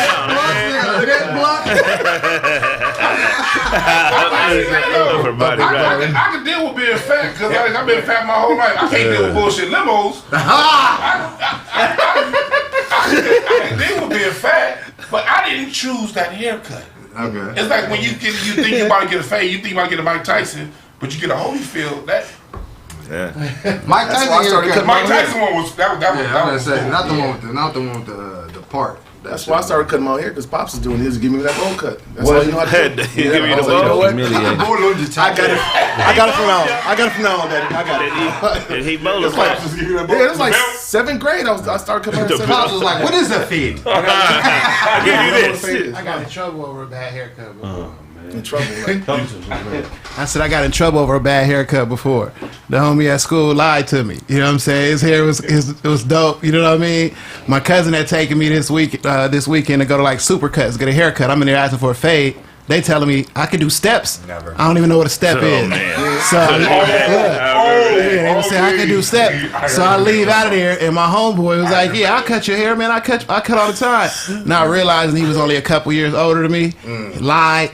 Went and got my hair cut. It was the worst cut ever. Yeah, it was supposed to be like the little Mike Tyson. It was like half a flat top and half a fade. I mean, half a Caesar. It was terrible. It was terrible. Yeah, it was like it was supposed to be a Gumby, but it was no diagonal, nothing to it. It was like Legos. One side was up and the other side was down. I went home. Mom tore that. Mom. I went to the house thinking I was gonna be cool. Get to the house, Mom. Yeah, Mom wore. Yeah, it was bad. Yeah, I got it. Your haircut. Every big thing Yeah, it was bad. I bet your haircut and when she you get didn't. home you get beat. Look, and she didn't cut it. Oh, you don't love yourself. Yeah, you don't love yourself. Wow, that's crazy. And she didn't cut it. I had to wear it out. Like, she didn't even cut it. She made me wear it out. Oh, okay. You gotta keep that. It was That's a badge bad. of honor right there. Yeah, And he was out there. He was out there with the brick and mortar storefront. I got a different question.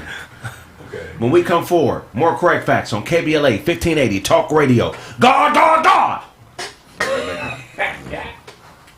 Welcome back to Kraig Facts on 1580 KBLA Talk Radio. I'm your host, Craig Smith. If I owe you something, get it from God. God. Where do you guys think memories go? In your head. Subconscious. The cemetery? No, where do you guys think ideas go? if you don't act on them. The next person. So to go over to the next person. Michael Jackson used to always say, "I stay up till 3 in the morning because if I don't get the idea, Prince is gonna get it." Oh wow! Hey, you know what? That's like you said that. I have thought about that also as a musician, like being up doing beats. Like, man, I hear a sample. Like, man, if I don't sample this, somebody finna grab this right now. Right. I gotta flip this right now. That's crazy. I know someone that sang background for Stevie Wonder, and she said that you had to be on. He put you on retainer, but you had to be on call 24 hours a day. Because he'll call you at 12 a.m. Be at the studio at 3. You know what? Here's a weird reason why I think we all hang out or groups of people get together. I think groups of people are metaphysically attracted to each other because at some point in their life they've had the same idea and it transferred to that next person. And none of you guys used it. Okay. That's deep. And the commonality could be we all lost opportunity, you know what I'm saying? Yeah. I think that's a possibility, man. I don't know. That's crazy. Where do you think ideas go when you lose them? In his glasses. Yeah, right up against the glass. I got him on this microchip. Man, go back to that shoe idea I had in '93. What you think, Snap? Oh man, I don't know. I think some ideas, they'll reload for a certain amount of time. Then after that, I don't know where to go, man. I would say, that's a good idea. Maybe to the next person or to somebody. They gotta go to the next person. Somebody that's gonna do something with it. Think about what else would make us all be together? Why are we here? Because we to do a show. Love God. Huh? You got that clown? No, so we're here to do a show, but it could have been a billion other people in our seats. We all had the idea to do a podcast. We all had the idea that we wanted to do something within. This idea has crossed everybody's mind before they did it. Yeah, that's a fact. You know what's crazy is that when you don't do it and you see it come from somewhere else. You feel what I'm saying? You ever had that idea? Like you have an idea that you didn't act on, and later somewhere else in the world, somebody else that's comes up with a show That's how I'm saying they transferred. Right. I had dumb ideas. I knew they was stupid.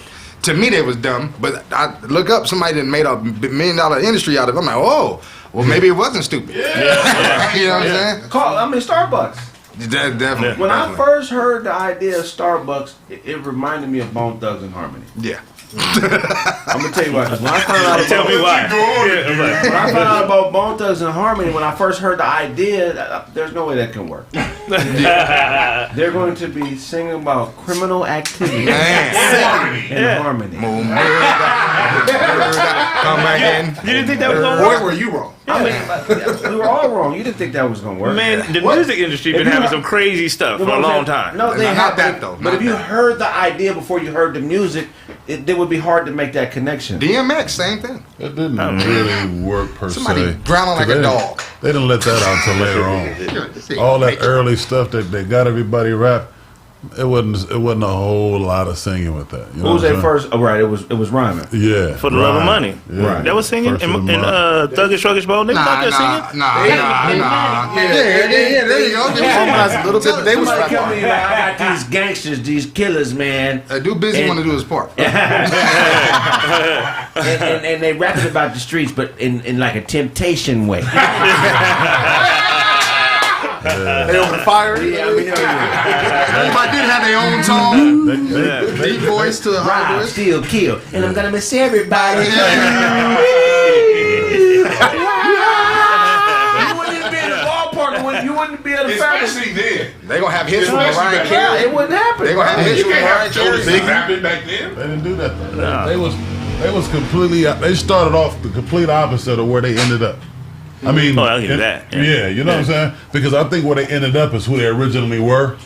But then when they lost the gangsters and they lost that following, they lost that easy. That Mariah Carey then started hitting. Then they went back to themselves. Well, the Bone Thugs, they are the Anita Baker of rap. Their originality is crazy. It's been other people try to rap fast, but don't nobody sound like Bone. Bone got their own. Yeah. Right. You know what I'm saying? Right. I forgot how I got here. That's what I ask you. How come some ideas, they don't come and tell that? How come the ideas don't tell you it's gonna work? You get what I'm saying? Because it don't work like that. No, keep going. I said because because you're the channel. At the end of the day, none of this stuff comes from us. Yeah. All of it comes from the ethers. That's a fact. And all of us got different channels. Some people channel how to invent things. Some people channel how to fix cars. Some people channel how to create a song.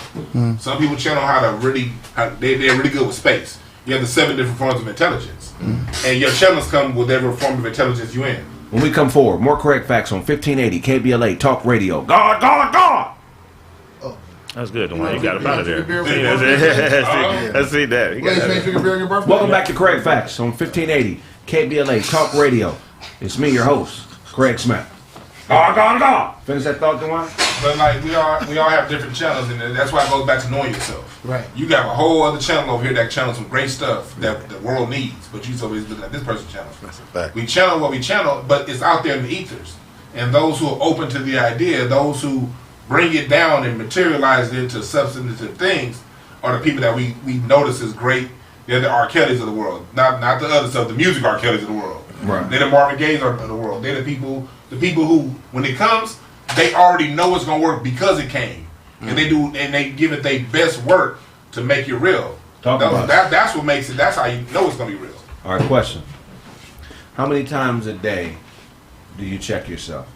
Check like, Man. Often. A lot. You gotta know the number. How many times a day do you check yourself? How many times a day do you look in the mirror or whatever the equivalent to the mirror is and be like, come on, man? Depends on how busy my day is. I mean, If I got a busy day, it's about over 100.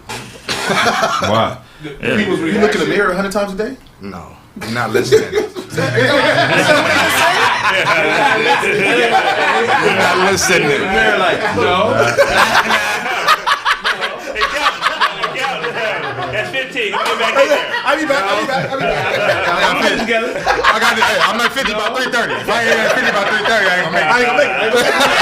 You'll be like 49. Take my shoes off. No. No, but I'm saying, like, you know what I mean? You don't, like, if you busy that day and you, like, dealing with a lot of business, there's a lot of times you gotta check yourself. You know what I'm saying? 'Cause you dealing with a lot of people's egos, not just yours. And sometimes you got your ego, like, you know what? Hold on. You the one doing it. Tell them, you know what I'm saying, that they need to do this. You know what I'm saying? So it's like, when you, like, dealing with business, I know you got to check yourself all the time because you'll do bad business. You know what I'm saying? Just based on your ego. Right. Like, I feel like, but you know, what the good business is doing this. But my ego is telling me, hey, we finna hit the home run. Throw it down the middle. I'm gonna show you what's going on. So, you know what I'm saying? You got to check yourself, bro. I got another question. If you were an artist, what would you paint on your first day? My family. Family. Easy. Family portrait. Everybody involved. Me, my sisters, brothers. They families, mom, dad, you know, the immediate. Easy. Probably some mountains and some nature crap. Right. Some nature. My family. Crap. He's lying. Crap. A Frigidaire.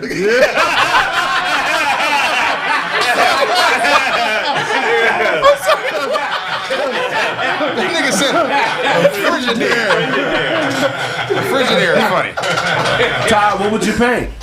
Something abstract, just abstract art. Because when you said it, a bunch of things popped in my head. One was like a limo, ashy limo. And I was like, I don't have that paint color. So I don't got ashy in the box.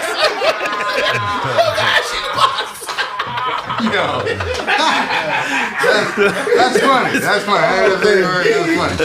try to do something else.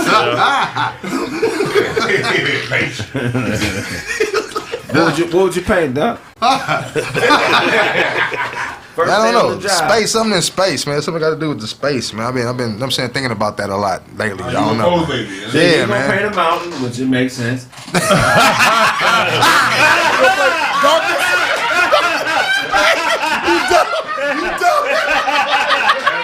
I like that. He slid that in there. I didn't know it was coming. He slid that thing in there. I didn't know it was coming. He slid that thing in there. That's funny.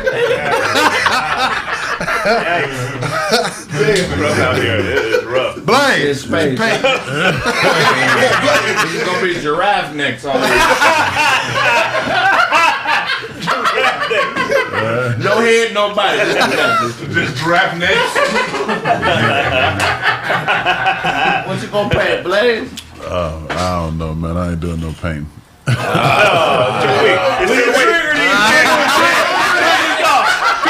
Painting with a brush? What? That's soft. That's soft. With a soft brush? No. You gotta print it out like everybody else. I bought this new printer. Check it out. Look, brand new printer. What would you paint, bro? What would you paint? Man, I'd probably do something simple like some water or like a car or the sky or something easy. Yeah, something we used to do back in the. Right. But I'm saying back in the day, you know. Water bound. Water. That's one of the first things they taught you how to paint. Right?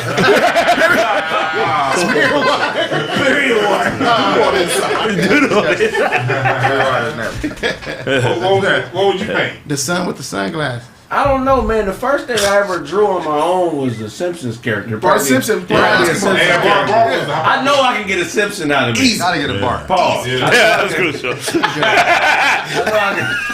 I'm not sure enough. You get a Lisa or Bart. One of them two. Yeah, Mars was kind of hard. You can't get Bart. You can't get Bart. You gotta be a real drawer. I can never do her right. I got another one. Are you keeping something? Are you keeping a serious secret from somebody you love? Am I now? Like, is anybody keeping a serious secret from somebody you love? I'm an open book. All my bullshit in the streets. You think somebody's really gonna answer that question? I don't know. Hey, Craig, truly, I think we all. Don't take a sip of that Modelo and say that. He took a sip of that Modelo. You think somebody really gonna answer? Yeah, he twisted. Todd got at least. I thought she was awake. One of those. I thought she was awake. I didn't know. I just broke into the house and came in the room. I thought she was up. I thought she was up. It's hilarious. But was she tied? Craig got 3 cards under that hat. Let me show you something right quick. You thought they had that ports of call. Yeah, that's 2 back to back. Grenade!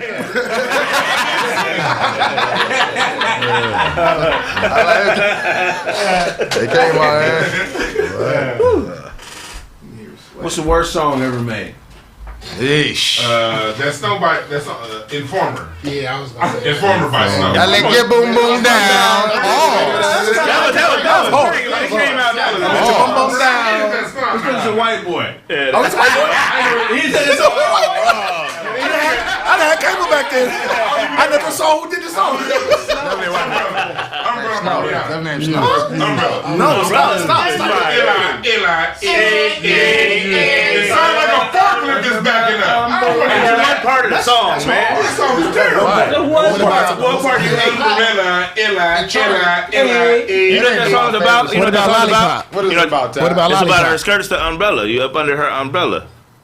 Umbrella. Thanks for the Yeah, he said it right. You know what you're talking about. Hey, hold on. That's a true. That's He's giving y'all the perspective. That's a true perv. Go ahead. That's what she always hit. I got 9 hours of footage. A lot different. I don't think she's talking about that. You gotta look that up. I had in and out wired to go for years.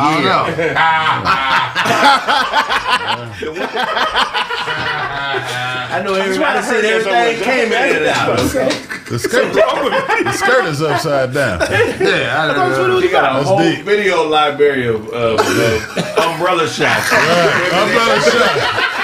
Hey. Umbrella tournament. Airport 97. I ain't got too many homies dissecting Rihanna, but I'm gonna take that. I'm gonna take that. Worst song ever made, dog. The worst song ever made, man, is easily that Laffy Taffy joint, man. Get out of here. Chicken noodle soup. That's a contender. That chicken noodle soup was Chicken noodle with a terrible. soda on the side. Soda on the side. Soda on the side. I can tell you this. To me, one of the best songs ever made was Mr. Telephone Man. That's not what we actually. Because no. Let me tell you something else. That's like the Rihanna thing, and I got caught charged. I don't want to talk about that. I don't want to talk about that. I want to talk about I got this. Forget what you're talking. I got my own thing.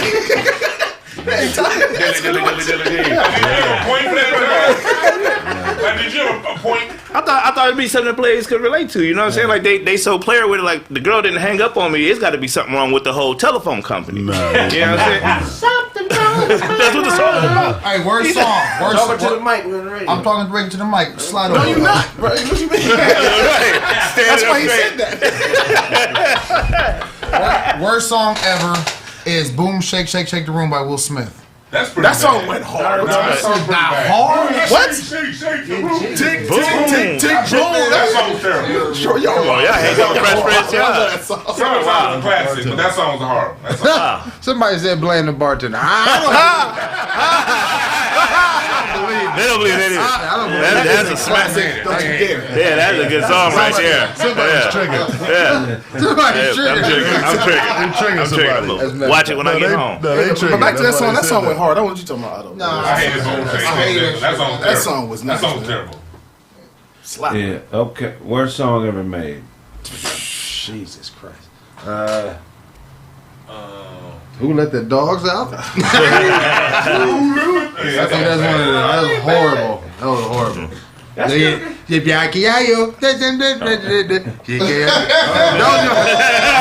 Those are like that's my national anthem from my homeland. It wasn't even African. Don't do that. Don't do that.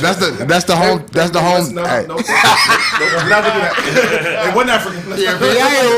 Sonny, worst song ever made. Into the mic. Oh, shut. Come on, you know Worst yours. song ever made. Sonny. Ooh, and I like it. Cause you didn't get your writing credits. It wasn't your writing credits. This is a song that I know. Like I hate Return of the Mac, but I know all the words. Nah, that's one of my favorite songs on there. I hate it. I hate this. Man. That joint come on. I know every word. And I will sing along every time it comes on, but I hate that song. Your favorite song is anything Albert Shore made. Oh my god. Oh my god. Yes, I do. You lie to me. Anybody know the real words? No. You saying all of them though. Don't worry about it. We understand every word you said just now. That was Scooby-Doo singing that. I do. That was before auto-tune. Wasn't no auto-tune back then. auto-tune. He had to hit that thing. Ooh. What about the Macarena? No. That wasn't whack. Yeah, that was right. That was It horrible. was one of those. Mr. That was horrible. Mr. That was horrible. What? Somebody said Mr. Barbie Window. Girl. Mr. Window was fire. What's worse than Marky Mark's song? Hey, Alex. Feel it. Come on. Good vibration. That's not good. That's I not like good. that song. You didn't like that vibration? It's like a Come on. Feel it. Oh yeah. y'all must not have been no basketball game. Exactly. What? One at a time. I was I like, love that song, man. I ain't really like anything with a techno bass. Like if the song was techno or house, I ain't really. Even at the Laker games or something, you ain't jumping up when that come on. I'm gonna jump up. I'm gonna jump up the defense next to make a good play. I ain't gonna worry about no good play. You ain't ever jumping up ever again then. what came first? The color orange or the fruit? The fruit.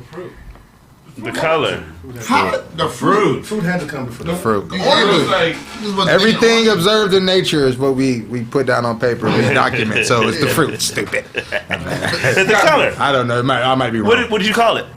Orange. But what about in places that don't grow oranges? They don't know what the color is. They know the color because we told them the color. Yeah. We didn't tell them they wouldn't know. They may have a different language for it. Yeah, A different word for where it. doesn't an orange grow? What do you think existed? Afghanistan. And They got no good. They got oranges? Afghanistan's beautiful, man. in higher altitudes than oranges don't grow. Have you seen pictures before I got bombed? Have you seen pictures before No, I I got haven't. I've only seen it after I got bombed. bombed? Yeah, that's what I mean. I've only been there. What did you say? What did you say? He said, orange on board in Afghanistan. Like, They definitely do, but like I was there. everything going to Afghanistan. Cold places.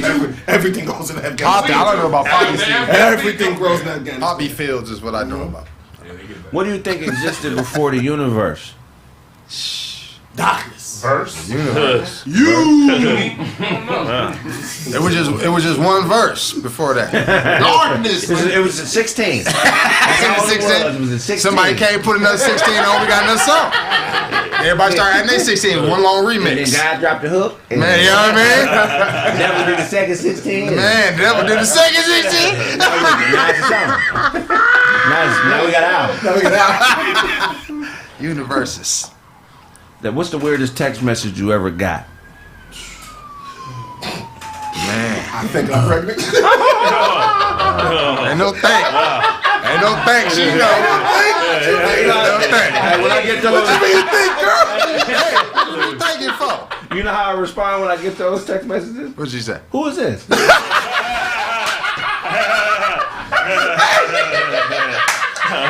She gonna kill the baby without me. Man, Who is this? don't put my name on that death certificate. Who came here today? Just her? She by herself, son. Yeah, she's by herself, man. Where I meet you at again? Where I meet you at? Why just kept on, like, never know. anytime it happened, it was that type of situation. You wouldn't know, I was like, cool, wait a minute, some slick, some slide. So, How you get my number? Man, how you, I don't remember giving you my number. man, this is a brand new number. Nobody should even had this number. I lost my phone. Who's this? That's always. Man, that's crazy, man. That's funny. That's what they say when you tell them you pregnant out of. Can you describe the smell of armpits? Yeah. Rancid. Cheeseburgers. Rancid. Sour? Sour. Must pungent. Cheeseburger, man. You smell like a cheeseburger. You take that oniony cheeseburger, some grilled onions. I ain't never smelled the armpit in one of the cheeseburgers. You're right. But I smelled the cheeseburger, I got hungry. You never smelled a cheeseburger in one. Never mind. I thought I had a different swift flip. And it When worked we out come the way I forward, thought it more would. Kraig Facts on 1580 KBLA Talk Radio. God. We'll come back in. Right now. Welcome back to Kraig Facts on 1580 KBLA Talk Radio. I'm your host, Craig Smith. God. What you got for us, Todd? A man has been found guilty after shooting someone over a game of Uno. It's real. Uno. Like, if you get to the point where you're shooting people over Uno, you have no athletic skill. The card said draw. Now you played, right? I win. Said draw fault. I took both shots. That's a good point. Wow. That's a good point. Yeah, messed up the whole party shooting somebody over the What Uno game. triggered him? I wonder what triggered him. Right, I mean, it's only numbers and colors. Somebody kept reversing. You Yeah. can't keep reversing, fam. You get one reverse and it ain't on you no more. You said, it's my turn again? Yeah, the skips, that's what got it. Next person skip me. I'll be right back. I'll be right back. Well, we talking. You okay? I'm good. I just know I get skipped again. It's titty bang bang up in here. Oh, it's not my turn. All right, I'll be right back. Oh, and you can change the color. Yeah. You can change the color. Oh, you change the colors? Oh, okay. Last time I was playing, it was red. Now what happened? What happened? We can narrow it down. It's about numbers and colors. So it had to be black or Jewish. Man, that's a Hey, y'all been doing this shit all night. Dude had a draw 5 card.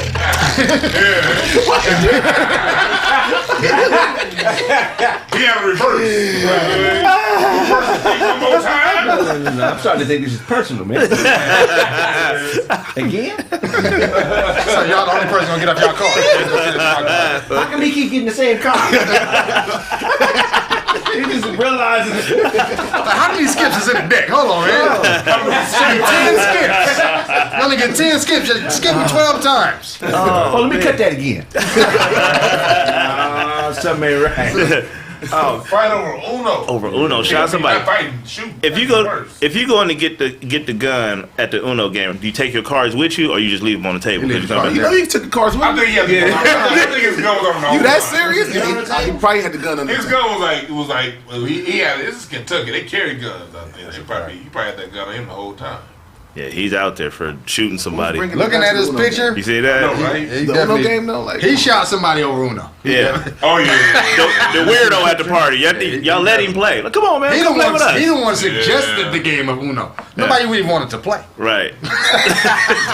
Put the blunts out. Let's play Oh, Uno. yeah. Put that weed out. Pour the drinks out. he killed the person. This is the party. No, he shot him in the arm. Uno roulette. Shut him in the arm. So he was trying to teach a lesson. Let me see the Pick picture. up one more car. Pick up. See the picture of this guy. That's crazy. Oh yeah. The dude with the collared shirt buttoned all the way up to the top at the party. It's a hairline joke.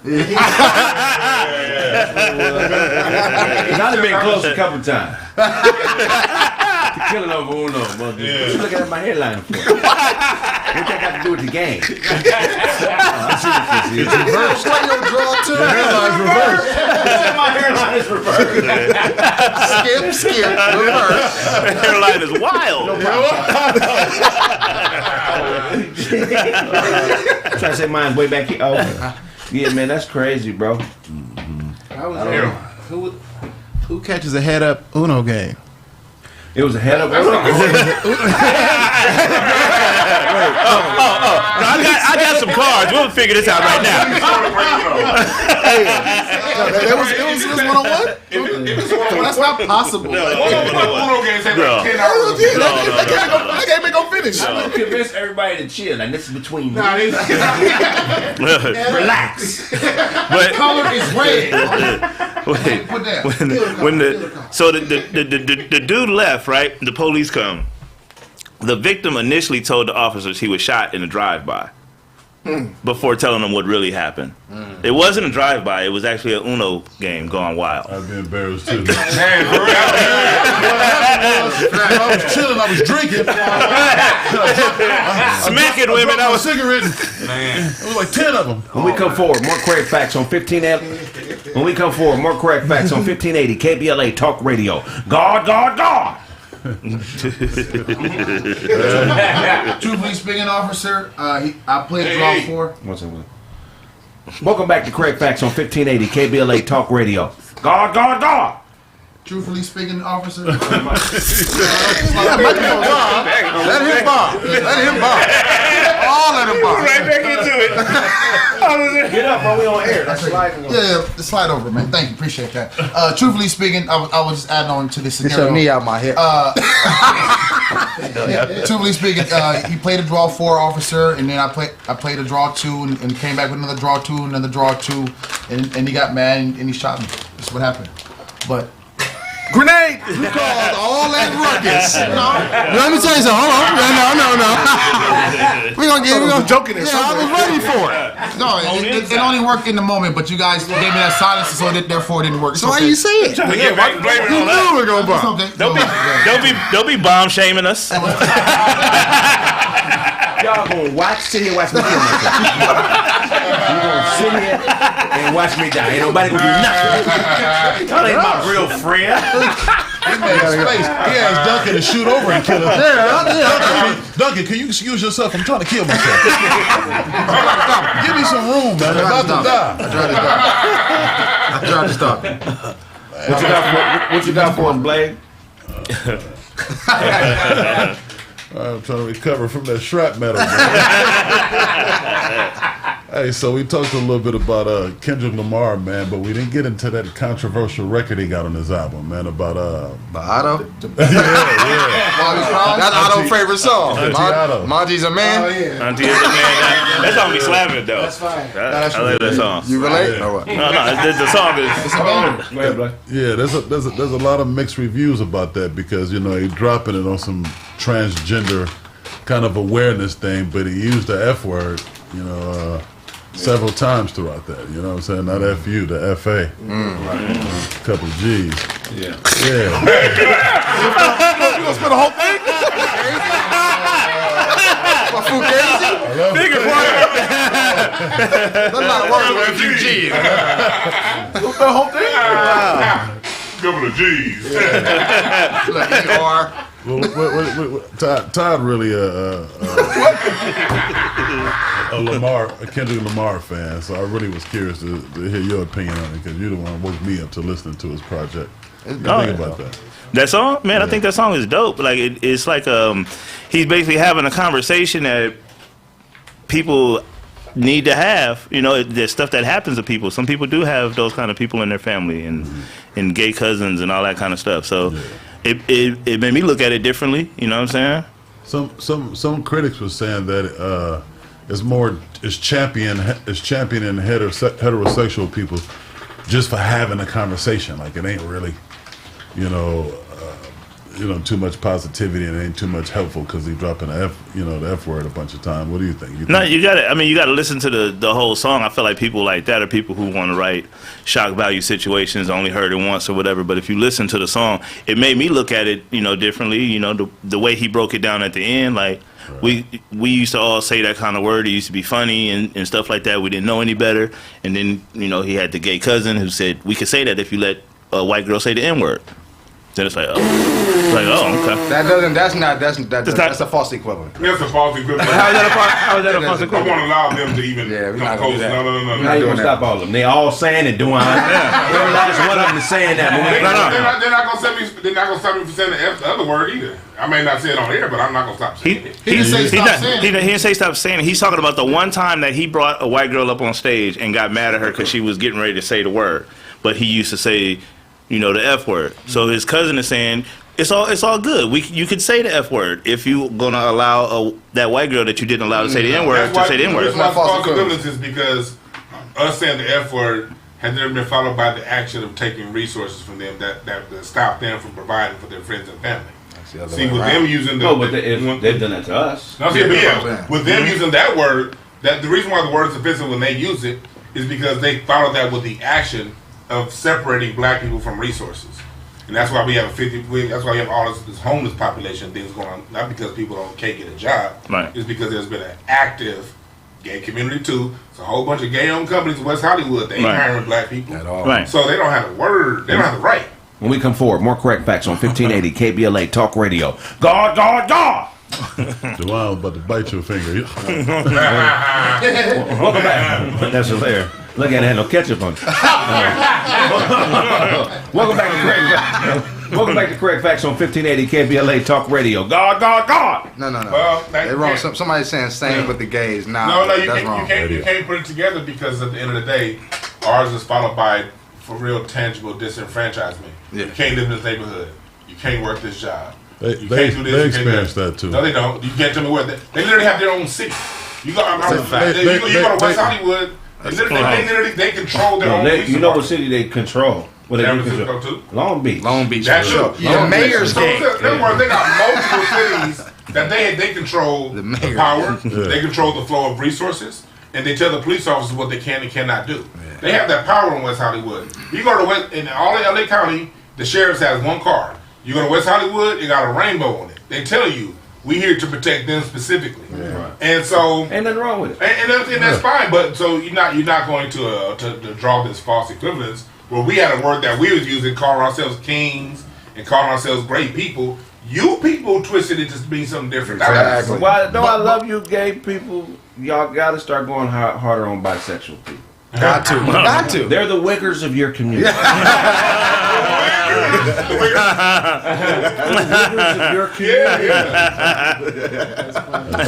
argument that you're born that way, I think it's possible, but the fact that there are a lot of bisexual people prove that, well, everybody ain't born that way. Yeah, that's the thing. And some people out here choosing, pandering, jumping back and forth, and you guys are allowing that, and that's not right. Yeah. Well, how can they stop that, though? It ain't even that they can stop it, but they don't even make an effort. Right. They just let anybody, sitting on a hot dog say they're a part of their community. Oh, man. I have never heard a movement from the gay community trying to oust bisexual people who trivialize their lifestyle. That's a good point. That's true. We've all dated a woman that messed with girls and dudes. Mm-hmm. Yeah. I got a cousin. She been that way since we was babies. She always dated chicks. Every chick she ever was with in a serious relationship is now back with a man and having babies and stuff. Man. That's not right for my cousin.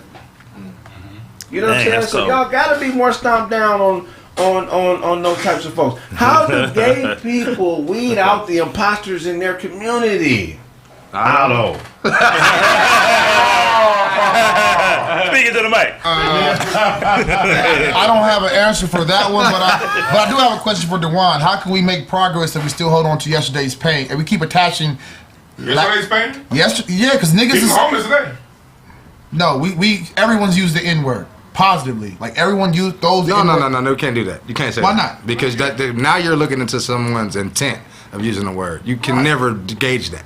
So to be safe, you can't gauge it. You know why watch your mouth. That's all we saying. You know what I why mean? we saying word?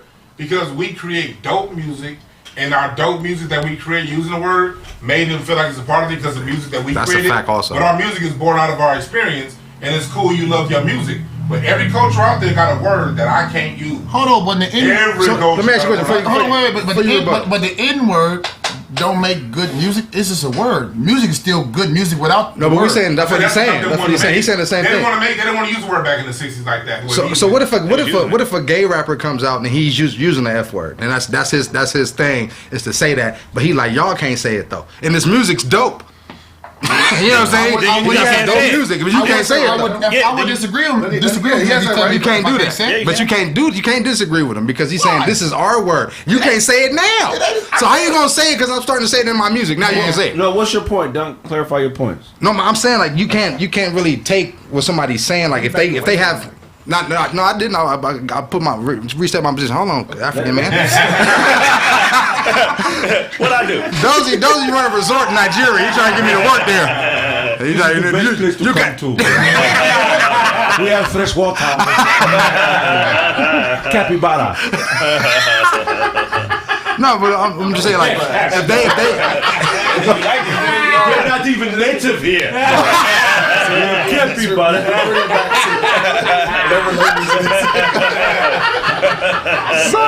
No, hold on. But I'm saying like with that, like if he's an artist and he's saying like I'm representing from my community and my people and our struggle, that's why I'm saying this word, and I'm saying it as a form of power, not to take away from my community, but to empower my community. And you can't say it now, so just because I'm doing music, you still can't say it. Even if you change the context of how you said it. There ain't no context changing. It is. They can't change. No, they can't change anything.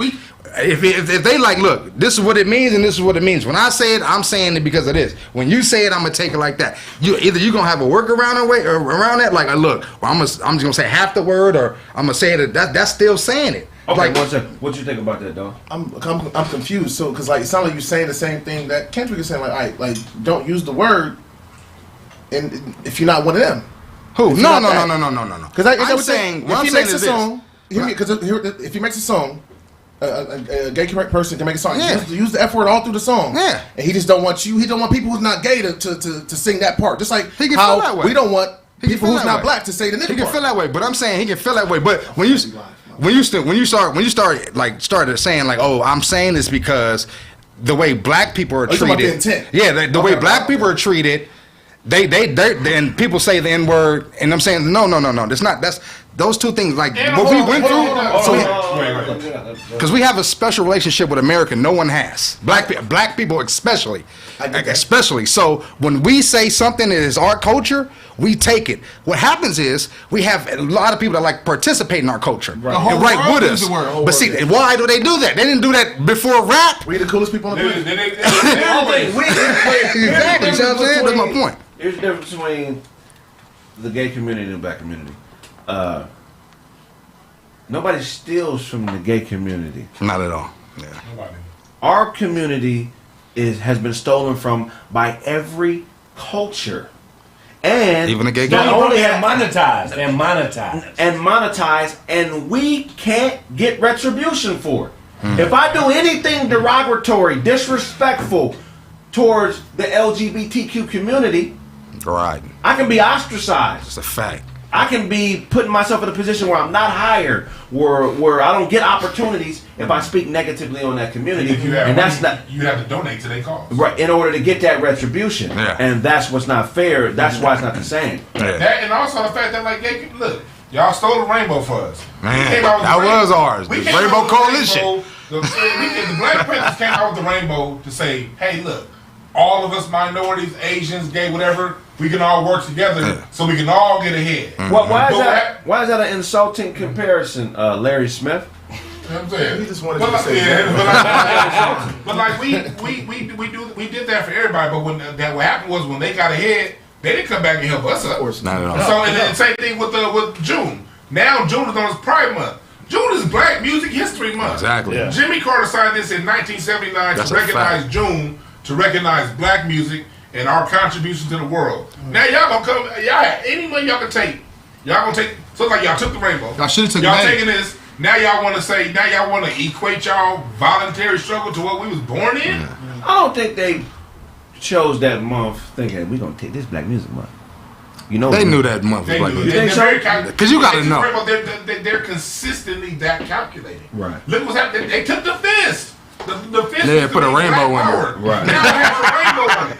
Done. Now that's 3 things. That's what that after 3 things. That's called a pattern. Yeah. That's now a pattern right there. Right. Once I recognize this pattern, it's like, okay, we had disco. Disco was ours. Yeah. But then you turn around and say, oh no, this is the gay form of music. Barry White didn't create that for the like. It's good y'all enjoy it, man. But Barry White didn't do the. Barry White didn't do that for y'all. How do you know they knew it? How do you know they knew what they were doing?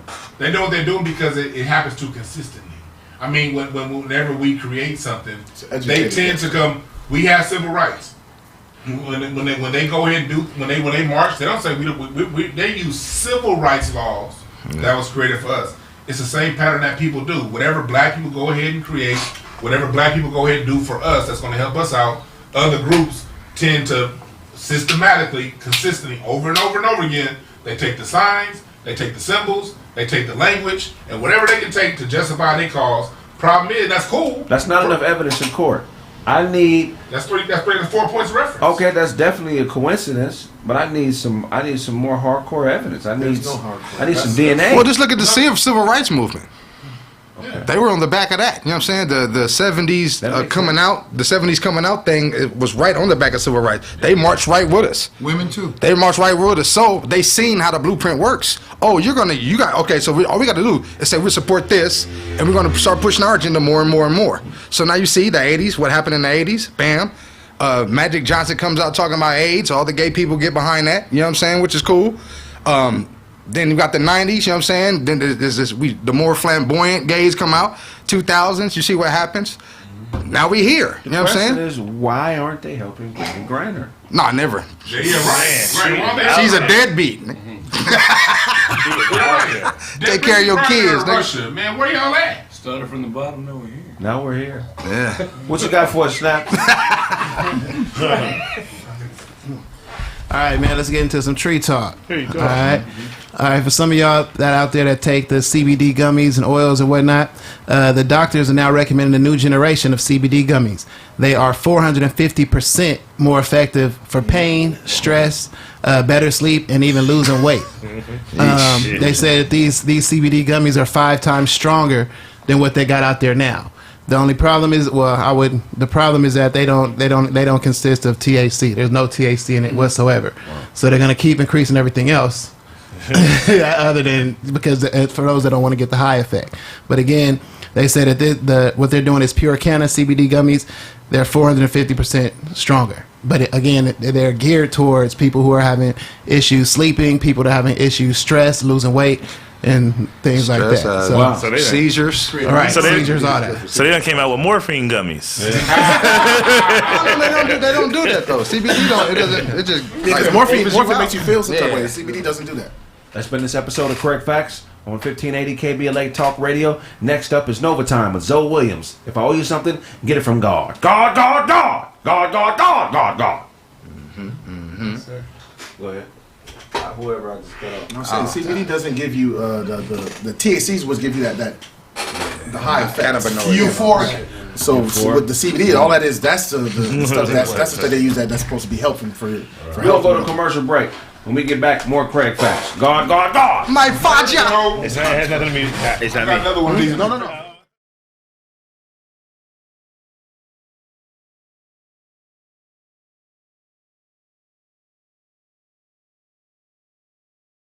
Chill with us. It's not your regular hip-hop album. It's a comedic satire inspired by the late, great Bill Withers. Rest in peace. We own it. Selfish pride to the side as we vibe in the moment. We own it. Selfish pride to the side as we vibe in the moment. Yeah, I got a bitch, man. Yeah, I got a bitch. We own it. Selfish pride to the side as we vibe in the moment. Yeah, I got a bitch, man. Yeah, I got a bitch. We own it. When you have a woman worth dealing with, or you got the bitch of life on your team, it's no longer I, it's we. Whatever mission I got. We own it. We get into it. And that's, for me, that's the biggest thing about life is you want to be a part of something bigger than yourself. So, you know, if you can't say we own it with the people closest to you, then you need to revisit everything you're doing. If it ain't we, it ain't nothing. That's what the hook is about. Misplaced gloves. You lost your touch. Never been to Europe. I don't go Dutch. Pay me what you owe me. It ain't that much. Just a few more bucks and we gon' do our stuff. You gotta feel your way through life sometimes, right? And if you don't have the right fillers on, you're gonna be out of touch. You put gloves on and that's associated when you may touch something that's too harsh, a harsh surface, or you're trying to protect your hands from something that can harm them. So I'm saying, you know, basically like a lot of people ain't got the right gloves on, they lost their touch. I'm not breaking bread with nobody or going half with nobody that ain't willing to put the same type of work in I'm putting in. It's like, look, I don't mind breaking bread with you. You know, you don't even got to pay the cost I'm paying, but you got to pay something. You got to be patient and diligent. Whatever you got to do to come up with the necessary bread or the necessary creations to show me you got the ambition to fuck with me, you got to do that. It ain't going to be that hard. You just got to believe in yourself. Misplaced hugs, but we can't fuck. Never knew a bomb bitch that can't blow up. Just because I embrace you don't mean that I think you got the right mind behind the embrace. So I'll embrace you out of love, out of humanity. But if I'm not fucking with your mind, I'm not fucking with you. If you don't think you the shit, how you gonna blow up and get to that level that it would take to really have that belief in self? If you a bad motherfucker, you a bad bitch, or just a bad person in a good way in general, you gotta think that in your mind first before you can blow up and become what you wanna be. Say what you know, she's with us. Greyhound lunch break, meet on the bus. It don't matter what you know. If somebody has that mentality, he or she gonna tell you who they with. Greyhound lunch break is a metaphor. So if you doing something productive, I'm gonna meet you while you doing it. And a lot of times in a world of like pimps or playing, it's like you meet a bitch busting at her. I'm gonna meet you while I'm out doing what I'm doing. Meet on the bus and talk about a new car. Shit we could have had but couldn't grab cause it was too far. Never knew your dad, so when you laugh, I still school you. Umar. Everybody on the bus want a car.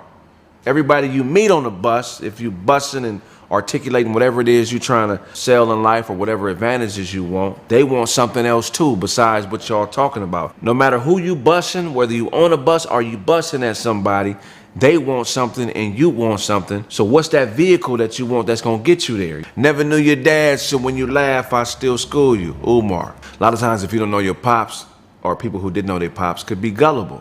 I'm not saying everybody is, but you could be perceived as gullible. So even if you are gullible and don't understand where I'm coming from, I'm still gonna school you. Umar. Umar is an activist. Umar Johnson, real dope dude. I don't know him, but I like what he stands for. But he was raising money for a school.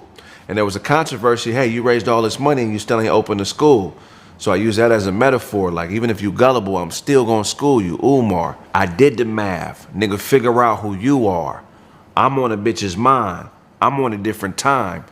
Check your watch for a breakfast spot. I'm early with the grind. I'm asking you, I did the math on me. Now, who are you? You got something to say about how my shit is adding up, but at least I know who I am. Who are you? Most people can't tell you who they are. They can only tell you what other people think about them.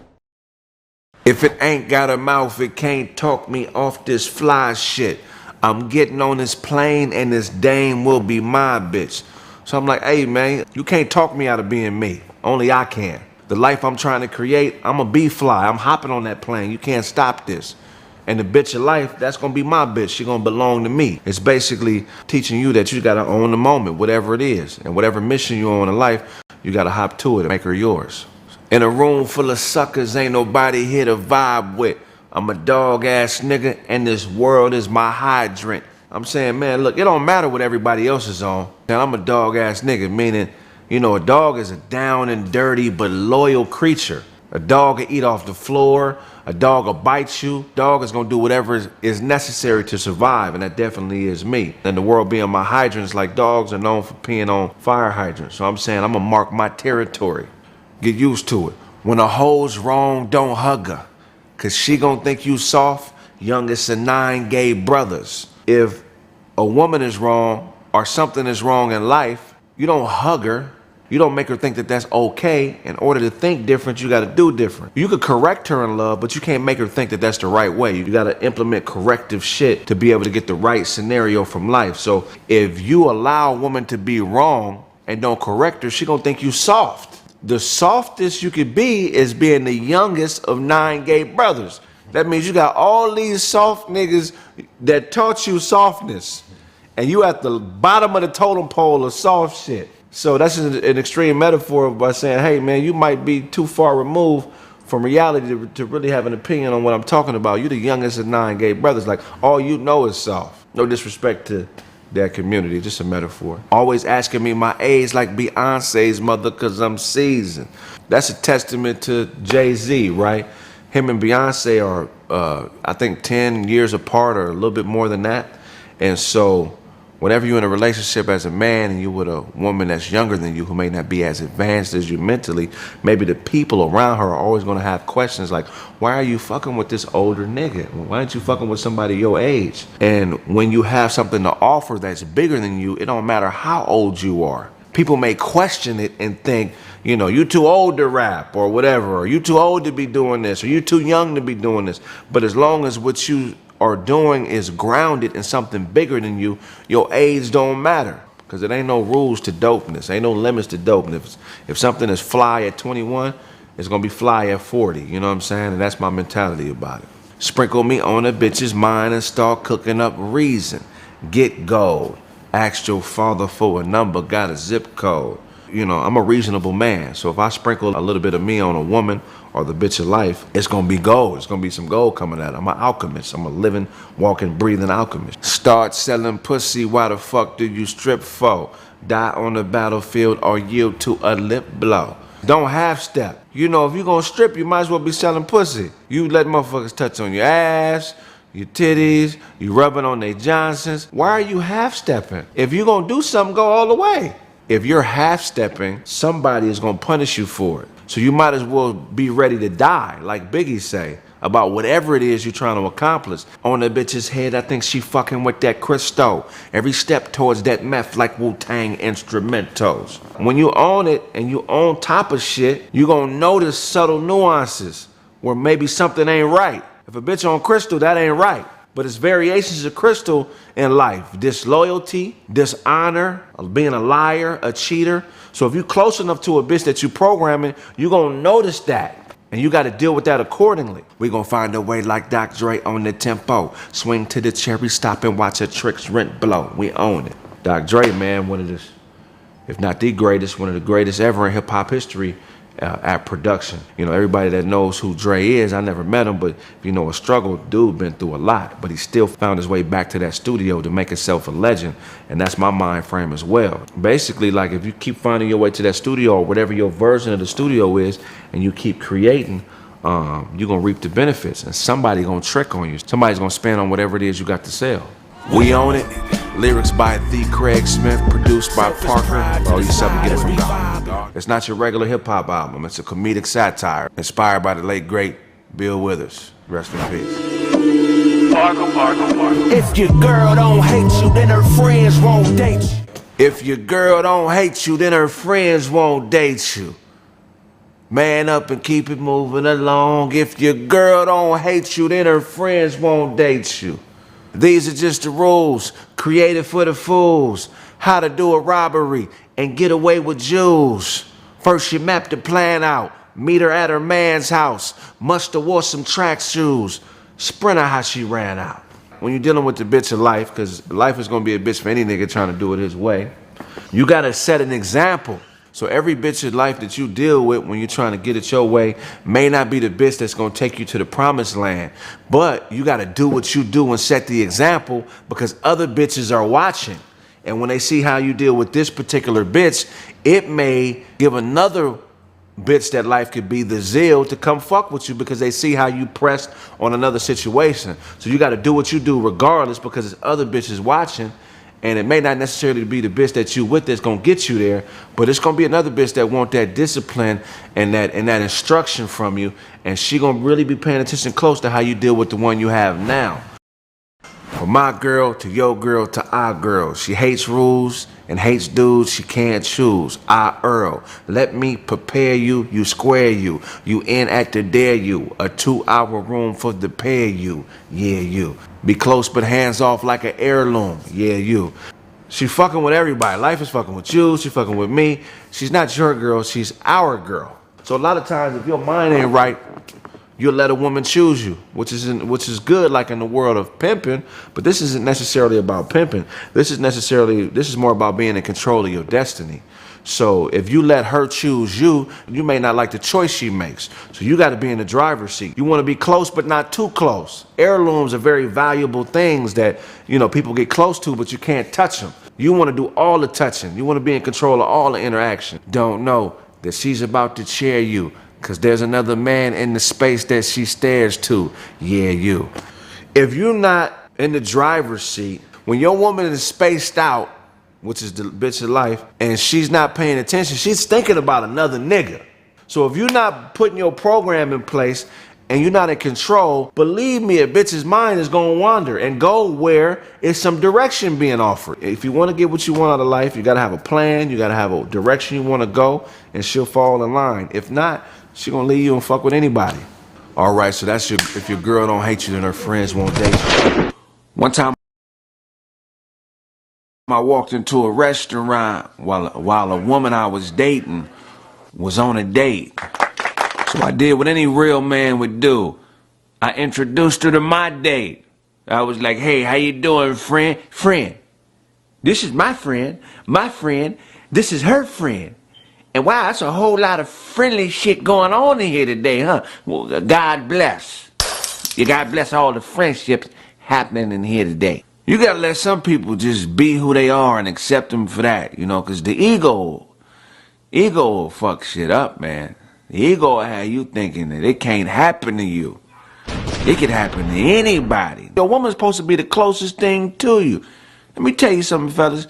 You don't know your girlfriend until you've dropped her off at her boyfriend's house. Huh? That's when you know a woman. Go on inside. You know I love you. Go on.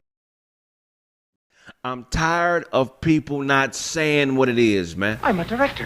Hey, I'm a director. Places everybody.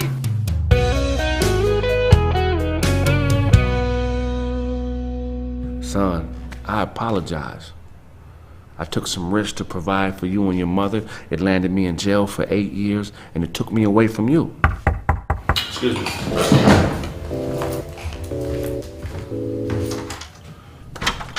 What's up, pimp? Hey. What's going on, Flink? Just left the shop, man. You left this up there. I figured you might need okay, this appreciate here, man. that, What y'all man. got going on up here? All right. Y'all chilling. What's happening? Hey, Charlie, what's up, my nigga? What's the word, my God? What's up, big old man? What's the word, dog? Man, I ain't seen you in a minute, man. What you been up to? Oh, shit, not drinking enough protein shakes, Yeah, obviously, you know, motherfucker. man. When you light skinned, you got to play the part, man. So don't nobody fuck with you. You know what I'm saying? You can use that kind of language, man. Fuck the kids, man. Yeah, I feel you. What's been going on though, man? I'm telling you, nephew been out there doing it big though. All these views, man. What is this nigga doing?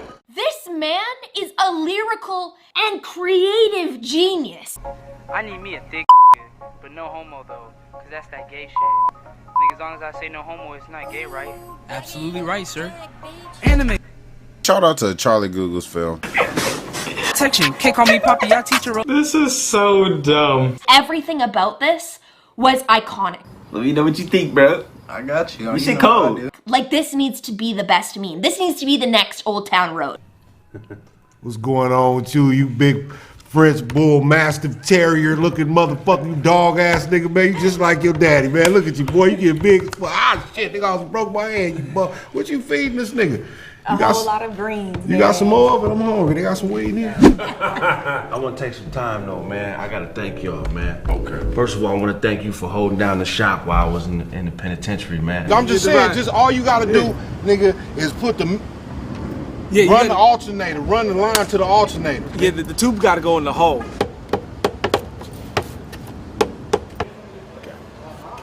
Without you, none of this would be possible. Right on. I love you, man. Much love. Brother-in-law, you've been a rock, man. You put money on my books. You kept me eating while I was locked down. You was there for my son. You've been a rock for my wife. Whatever you need, I got you, man. I'm just humbled by that, brother.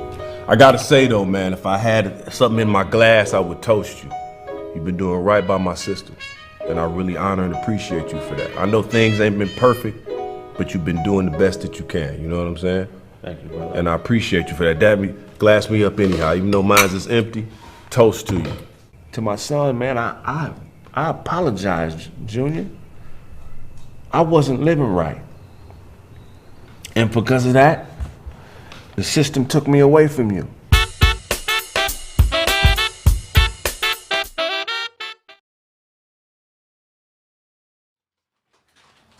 Nigga, didn't you have a bottle? You took that to the crib, huh? I don't fuck with the Hennessy anyway, nigga. That shit is, man. That's the argumentative liquor. Argumentative liquor. Oh, what's that? What are you trying to say? Yeah, nigga, like, nah, nigga, I heard what you said. I got stung by a bee the other day. We back? Oh, we back in this piece. We on. We own it. Come on, man. Come in and shut the door. Whoever's out there. Whoever else is out here. Everybody in this time. We own Autobots. Man, I want y'all to wish the homie Blaze a happy birthday, man. Yeah. I want y'all to go donate to Blaze, man. Tell him where your cash app is, man. Get his brother some birthday money, man. Man. $ Blaze Norris. BLAZENORRIS. Check him out, man. Hit that nigga at 1001100001. Binary code for you stupid. You gotta type in C++. Yeah, What's your earliest birthday memory, Blake? Man. Shit, man. I think when I turned 3 years old. You remember that? Yeah. What was That's amazing. What you remember about it? What I remember, my mother asking me, "How old are you?" You know, and I must have said 2. You know, thinking that I was sharp. I remember my number. Right. She said, "No, you're 3. I'm 3 years old today." Wow. What do it mean to you? What's your birthday mean to you? Oh man, another trip around the sun, man. Heck yeah, man. Happy birthday, man. Thank you, man. What you got planned for your birthday? Man, we're just hanging out. You know what I'm saying? Yeah. Doing what we do. Straight up, man. What's up? Yeah, we got the wine ate the birthday cake, so we got.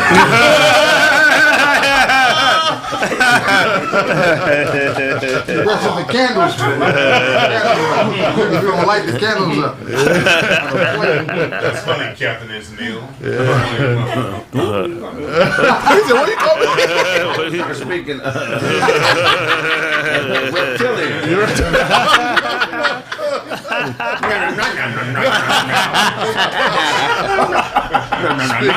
He's speaking his slur.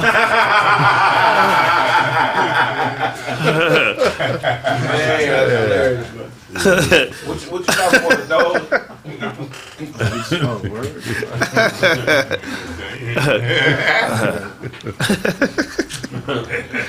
Have you had your shirt off and said, "Yep," the bottom of your chin was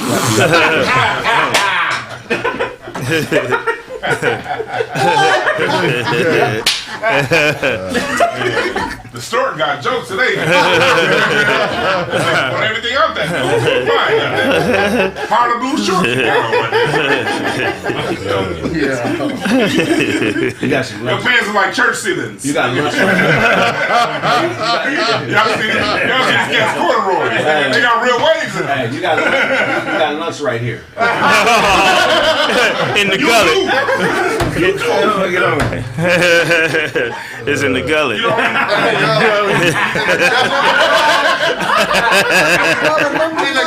In the gullet. You the only non-fat dude with a pelican chin. Yep. What's up with you?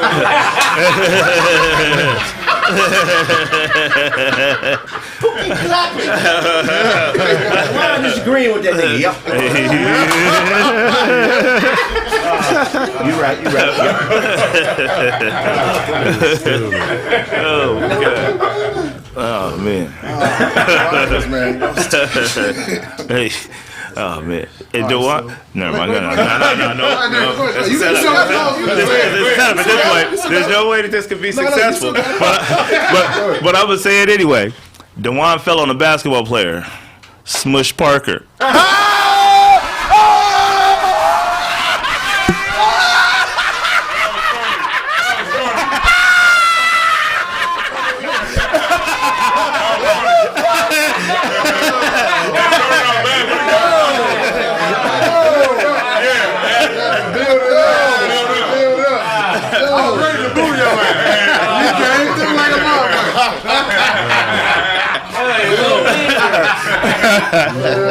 Yeah, 30% Nigerian. Yeah, man. That was the Nigerian side of it. Yeah. Che. 7% told. Oh shit. That nigga, he said it twice in case you didn't think it was funny. 70% told.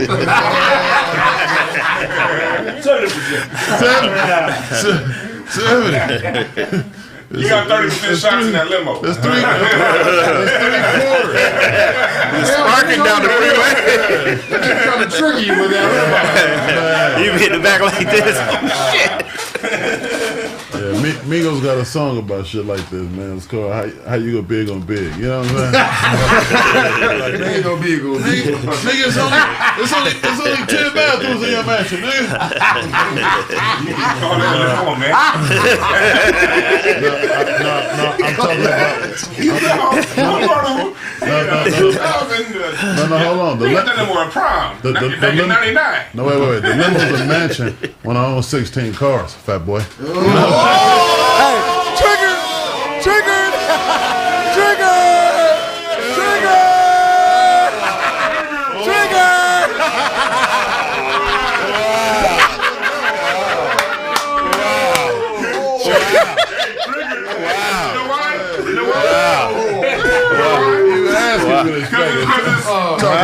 Talking about number 16 like that. I said, I ain't gonna let you get on number 16. I like that acquisition. You understand me? That was all right. Now I know your ego's in 16 cars, not you.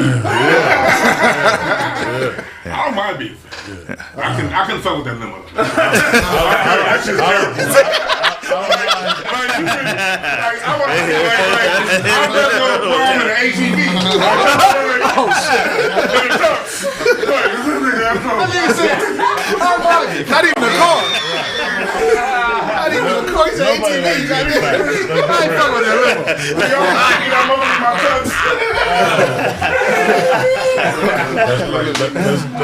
There's two things he ain't achieved. You ain't been to prom and you ain't got a limo. Okay, what else? You want to tell us any more? You're still raving about prom. This nigga think you Mr. Drummond.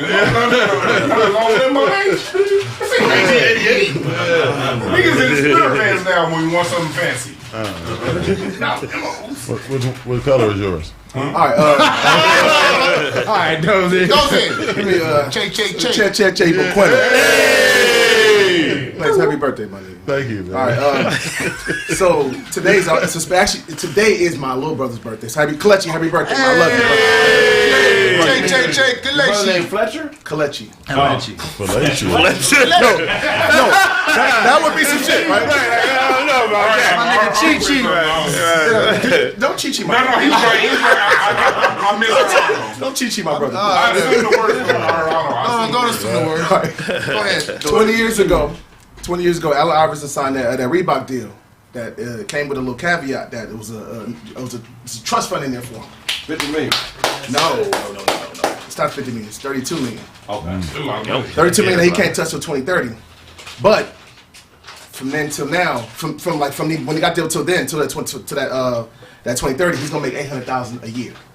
So he's gonna make $800,000 off of whatever he's doing from that Reebok deal, and then on top of that, whatever sales and all that shit still come in. So before anything gets said and done, $800,000. Wow. That's cool. That's cool. Yeah, that was a great deal. Like, I didn't know he. That's a good contract that they. That's a great contract. And he probably ain't doing nothing but doing that bullshit crossover in China for, I'm saying, Reebok for some bread, nigga. Like, crossover the Asian kids real quick, nigga. But whatever his money up at first. I want him and the Brat to get back together. Yeah, Brad is married to a woman, ain't she? Light skinned Keisha, thick ass. That's the thickest couple That's in who America. turned her to broad. Who? Yeah, because Brad wasn't gay. I broke her heart. She went to marry. Nah, she wasn't, nigga. The Brad They was together. She'll tell you. He was booking bros in the same hotel in other rooms. Yeah, he was doing way too much. Her ego took over. Bitch, you are. I didn't know that. You was brought here. Jermaine Dupri dropped you wrong. When she first came out. Before I came along. Before him. Nah, hell no. Nah, she was fucking. Nah, that was just. I ain't know what the. What would make a woman think a millionaire nigga is gonna be faithful to her? Not at but all. broke nigga not gonna be faithful. Not at all. Delusions. But did you ever think that the Brat was straight? When I was that age, like my cousin is like a sister to me. She's just like the Brat, right? But I didn't think gay. Yeah, what was thinking? That's just my cousin that hangs with us every day. I think she was on some gangster shit. I She didn't on start some giving a fuck gangster about my cousin being gay until she started caring. But that wasn't until we got grown. I never talked, you know what I mean? Like, I didn't care. I didn't care. I thought Funkified was dope, but that video, I was like, oh, she a lesbian. I thought around. Let me say when I thought around. I'm not around that time. Around ladies' night. Yeah. With Missy and them, that's when I thought she was gay. Really around was. that ladies' night, because she was. Everybody else had her ass out. She was She was in armor. She just like she was going to the All-Star game, nigga. Yeah, what the fuck? Like these my bitches. Yeah, for real. That's when she was with AI. Yeah, that's when she wasn't. Yeah, that's at that point. She was. I Yeah, she was. thought the relationship with AI was a pretend. I didn't pretend. I just thought that she liked boys and girls. I thought that before. Well, like I didn't. That's probably. It might be the case. It might be the case. I'm talking about no, but see, that's still not gay though. That's bisexual. That's Butch Beauty. He talking about. She don't want no. She's a Butch Beauty. How we know? I don't know. Exactly. Hope she How do. we know? She thinking about her and her girl. Don't kill my dream. Oh, they both thick. I hope she do. Both of them thick. Her and her wife thick as fuck. Oh my god. Could you imagine that? Nigga, they was in wedding dresses. Couldn't hide the ass. Like how you can't hide the ass in a wedding dress? They both over God. there sexually frustrated. Hell yeah, man as fuck. Bitch, get off of me. Yeah, when guys look at that, you want that thing beat up. Oh, Pressure. It ain't no woman beat no pussy. Not at all. Not at all. It ain't no woman beat no I'm pussy. not talking about women. They probably got a nigga coming in there and knocking down. What the fuck? I'm not saying that. They ain't strong enough to beat up. The pelvic You have to make a woman have a fear of God in her soul. Man, they don't got the stamina. See, we driven by trying to get a nut by doing this. They just doing that shit trying to. Sometimes they're literally trying to kill a bitch. Hell yeah, you gotta go. You gotta go. Their hips. And I'm trying to get as close to taking this bitch's life through her hair. And women can't do that to each other. Hell nah. Because their They're hips not strong enough. and they're designed differently. Bitch, look at you like you killing This is her. God. Bitch, look at you like you killing her. Like, what's wrong with you? Like, bitch, just die for a minute. You come back alive afterward. Their hip velocity ain't that strong. The hip Talk velocity. about it. Their hip velocity. It ain't that strong. It's not enough muscle. Is that a thing? Hip velocity? I don't know. I don't know. Whatever I was saying. Yeah. What you got for us, DeJuan? Hip velocity. I ain't never heard of it. That's a new one from your boy. That's never pronounced it. Man. Hip variety. Yeah. Black U.S. Senator named Charles Booker out in Kentucky wears a noose in an ad campaign.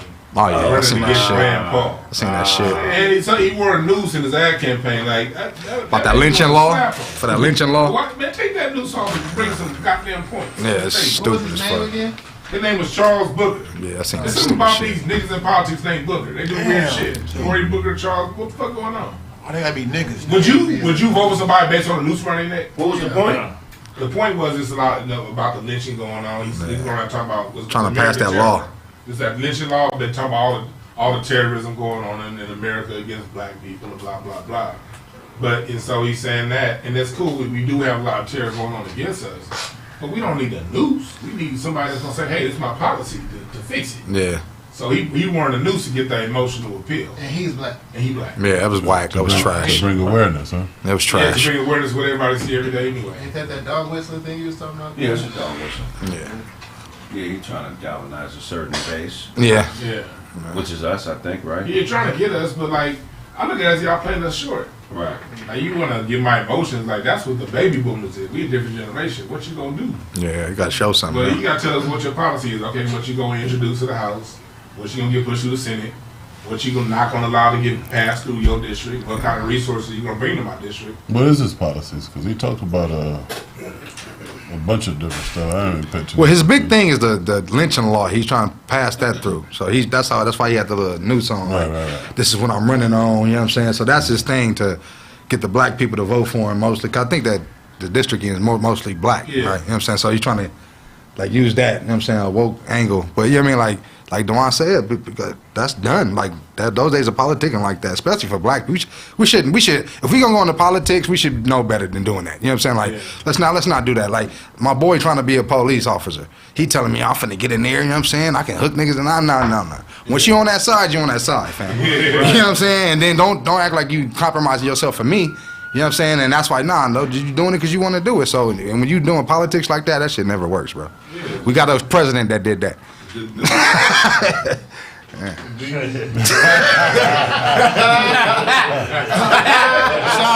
Shout out to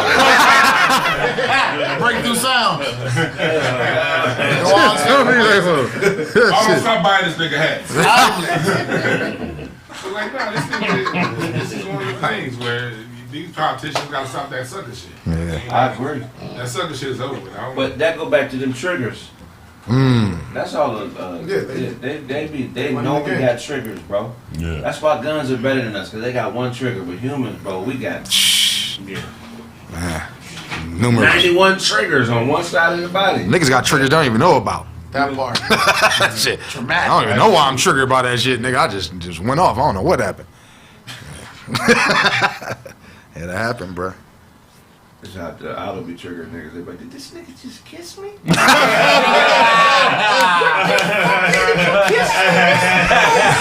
That nigga kissed the air by your face. That nigga. This nigga kissed the air by my face. Hey, no That's lie. gayer than kissing No, a true nigga. story. True story what? True story. There's one time. I was drunk in Cincinnati. I knew beat my shit up and I didn't like it. That's how I know I'm not gay. I know y'all some bullshit. After 4 hours of that, She wasn't fun to made a me. decision. I tried it. It's not that good. You not gay? How do you know? Why y'all? Where you at? Where you at, fellas? I'll go kiss a nigga and be like, don't worry about it. I'm Italian. Aggressive with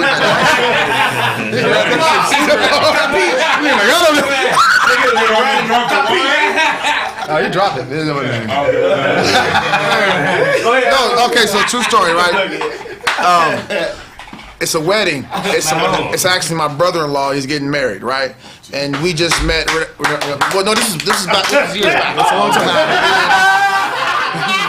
No.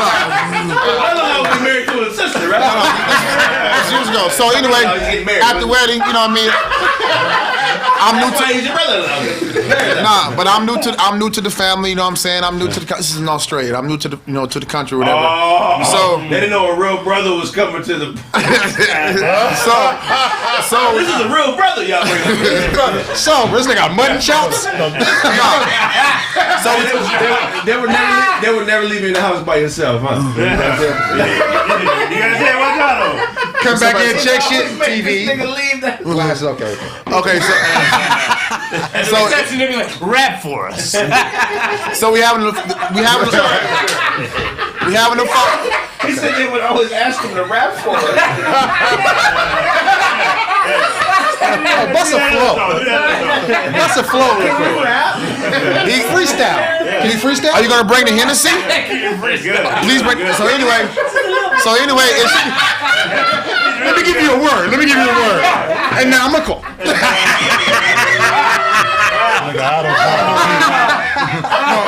Or epitome. heard him. I heard that nigga. Yeah. Or epitome. So let me land. Somebody went too far earlier. Goatee, nigga. I'm the only person who can see that. Go. Okay. So we having a photo moment. It's photo moment, taking pictures and shit like that. And so I walk up to him to just stand next to him, take a picture, and the camera's rolling, and the camera's rolling, and I just come and kiss him on his cheek, and he you made the move? Yeah.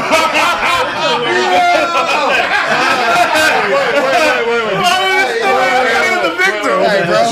What? My woman took a bath. Hold on. You gotta see the video. Kiss me. It's the same way you would hug your father and give your father a kiss on his cheek. No, never kiss my father. Kiss my dad. Kiss his cheek. Never. What the fuck is you doing? Nigga trying to I'll repost the video so you can see. Nah, you got tape of the shit? He went in there like this. He trying to get us. You got soft porn, nigga? Y'all niggas is gay. So their culture, they kiss on the cheek? No, it was.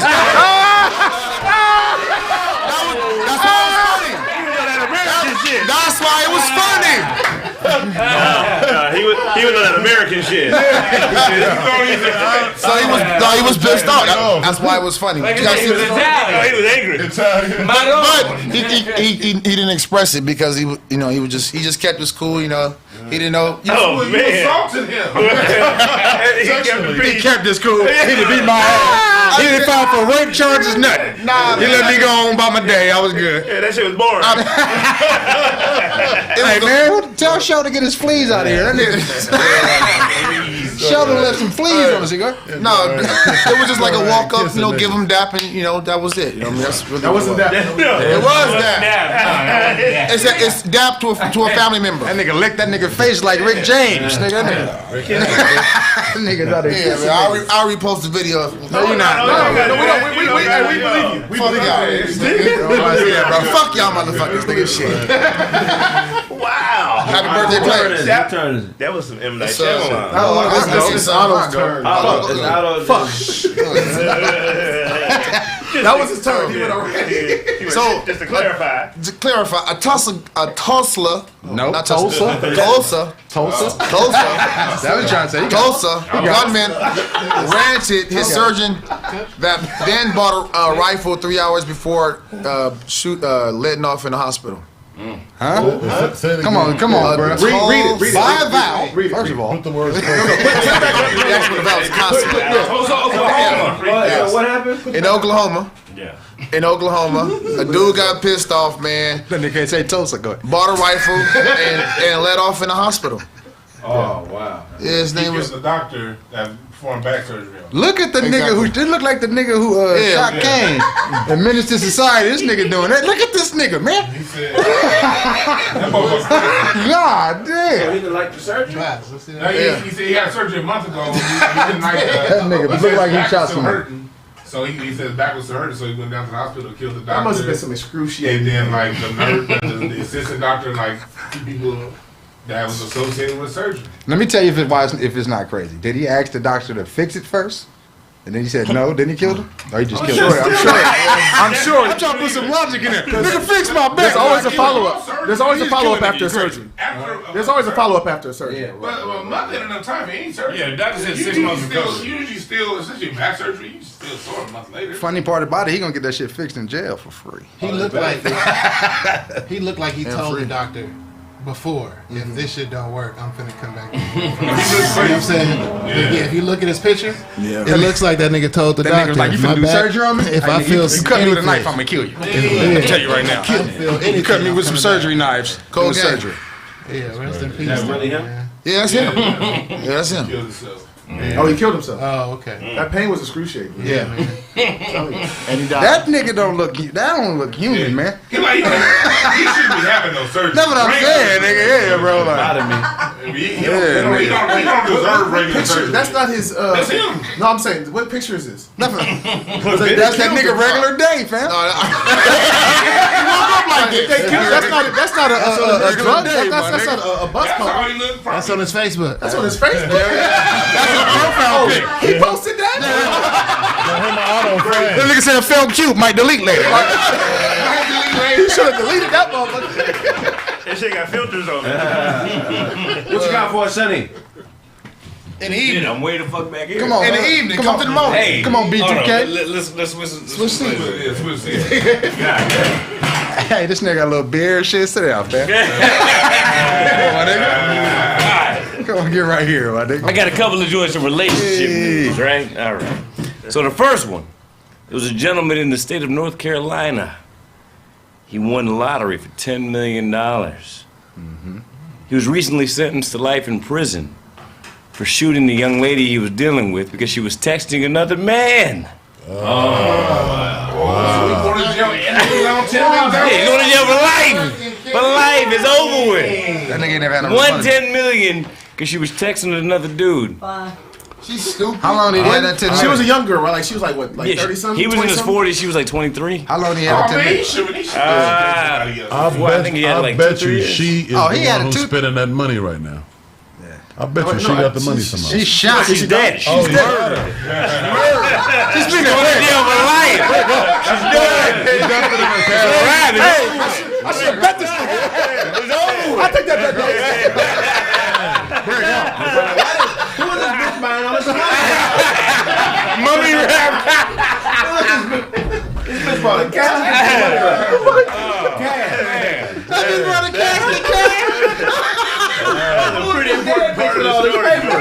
And look, I just This bitch paid for only Bowman. How she paying for only Bowman? Cash. Come on, man. What would everybody do with $10 million? I don't like playing. Come back to life. I don't know. That's gonna spend a lot of money on pillow. goes back to the state, I assume. Nigga, you don't go like his descendant? Do you like have any kids? I don't really know how lottery money works, but I assume just based on the way lottery money is set up, I think it just goes back into the system. Actually, yeah, wait, because he didn't do it He can't illegally. claim So it. he can't claim that money? How you gonna He claim can it? claim that. He had been hanging out there for 3 years. What are you gonna do? Show up? No, but he had the money for 3 years. Oh, he had the money already. Yeah, that's what he's saying. But he shot somebody. He shot the bitch after he was a millionaire. Oh, That's what I'm talking about. Like, the nigga had the money. Got the money. Yeah, so he's Yeah, he already had the money. nigga. He was already a millionaire. So he living in prison. Everything he gets. With some money, right? He acquired everything he wanted in prison. There's That's all. more to this. They're lying. He found a text. They was plotting on robbing him or doing something. Killing him or something. There's more to this, bro. whatever it is, it ain't worth. It ain't killing worth her. it. Yeah, I'm with Blaze. It ain't worth it. $10 million, I'd torture the shit out of her. I'll pay a bunch of niggas to stand in front of her apartment building. Oh, wow. I thought that nigga was like, I got you. She can leave. Let her go, Blaze. Let her go. For Let her $10, go. I get a new bro. Fuck yeah.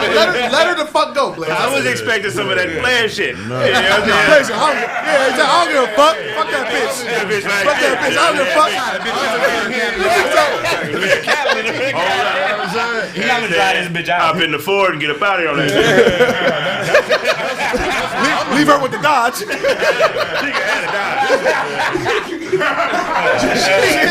She got a Cadillac, right? That Magnum in the back is yours. All right, bitch, I'm gonna give her a shit. That's number 12.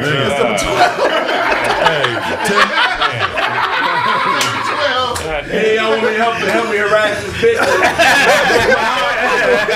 What? Help me harass this bitch. She broke my heart.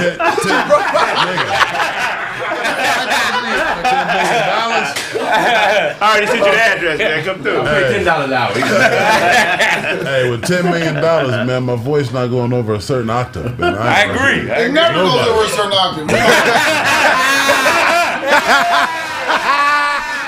I don't sound not crazy. What the hell is going on? Yeah, them niggas with picket signs in the front of her shit.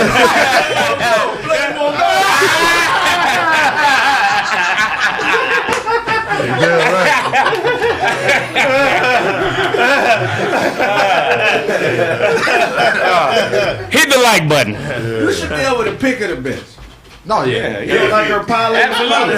You finna stand outside her house with signs and humiliate her. Yeah. Definitely. Or at her job. Yeah. That's definitely humiliating yourself. That's definitely illegal. 100% illegal. It's called harassment. You get a higher group. Your girl won't give you enough pussy and you put it on the sign. This bitch ain't giving me enough pussy. We gotta do something about it. Yeah. I'm with it. You will get the change you're looking for. Yeah. What? Yeah. I'm down. Somebody will want to mediate that. Somebody like, so she not giving you no pussy? She ain't giving me no pussy. How long has it been? We can talk about it. I'll do this case for free. We'll show up at her job. We'll show up at church. Wherever you need us at, man. You pick your time? Why not, man? Lift that headband Time. Do some of that player shit. Just let that go. No, please. We gonna tie the bitch up. I can't harass the bitch, but you can tie her up. Right. I'm talking about non-violent shit. You out here. Non-violent protests. I ain't harassing nobody. You crazy? You should be able to pick at your bed. The vice versa. No, I don't want to pick. No. It's the media show. Why you out here protesting? This bitch ain't giving me enough pussy. Man. Want to tell my story? That's a lot of energy. I'm on the porn site on the 10th page, bitch. She ain't giving me no pussy right. I done seen all these videos already. I'm on 50, bitch. Man. I'm on 50, bitch. All the categories ate up, bitch. You know this shit, when you start switching pages, you're too far down. If I'm on page 10, I'm all right. That's a wrap. That's a wrap. This is a shorter version. I gotta call somebody over here, goddamn. This is a good video. I need to tell somebody about this. How about when the video you used to like is missing now? Poor problem. Hey. That's when you gotta start paying bums to fucking bill. All right. Home sex stinks. What?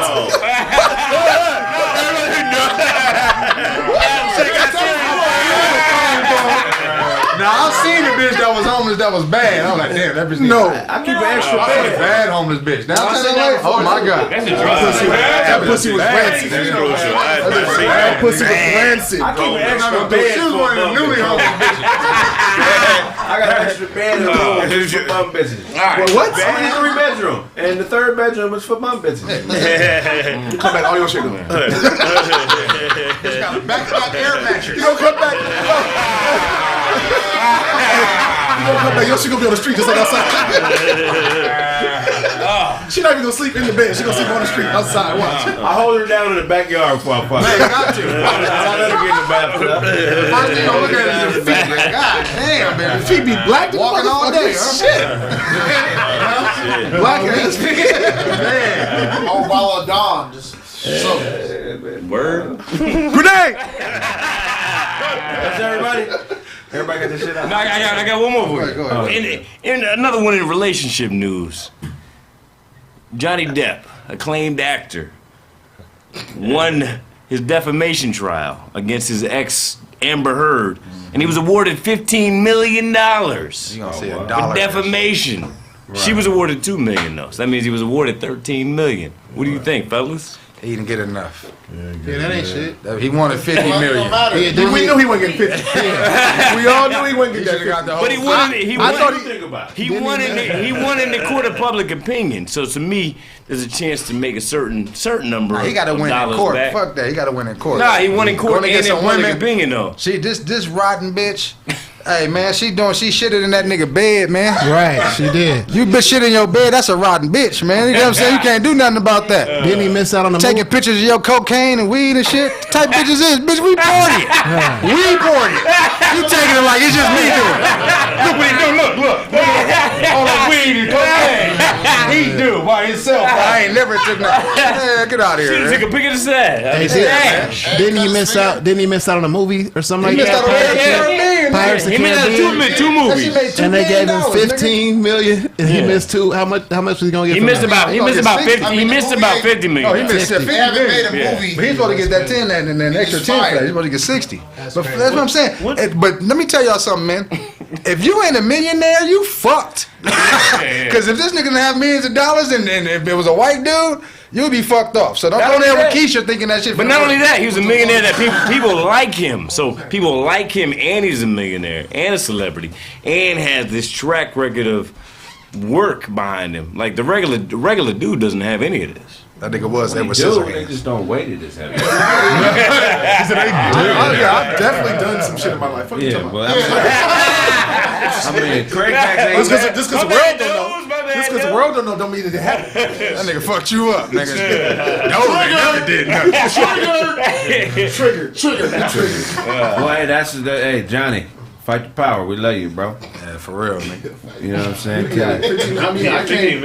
I can't like be Give sorry us for a no few, million. Johnny. Donate to She gonna file bankruptcy. She ain't gonna pay. Yeah, definitely. Oh, hell yeah. Yeah, she gonna appeal that shit. Yeah. Off top, she gonna appeal that shit. Yeah, man. Shout out to the homie Johnny Depp. I think he gets to work now though. What'd you say, Daisy? I think at least he gets to like maybe possibly make more movies or because Yeah. Disney dropped them right away. Yeah, he said he ain't going back to Disney unless he get 1 million alpacas, nigga, and what he say, $100 million, nigga. That's how he Disney get run back. out on you fast if they. You can't do nothing, with Disney. Shout out to Disney. All right, that's been this episode of Kraig Facts. If I owe you something, get it from God. Everybody, tell them where they can find you. Penn Roethlisberger on IG, Snaptastic_Penn. The Dina Collective album coming out soon. Singles are being dropped this week. Man, shout out to the guy, Bad Boy Blaze, man. Happy birthday to you, fam. Yeah. You think you write all the time? Well, I write more. That nigga shit. You should change your name See to. your notepad.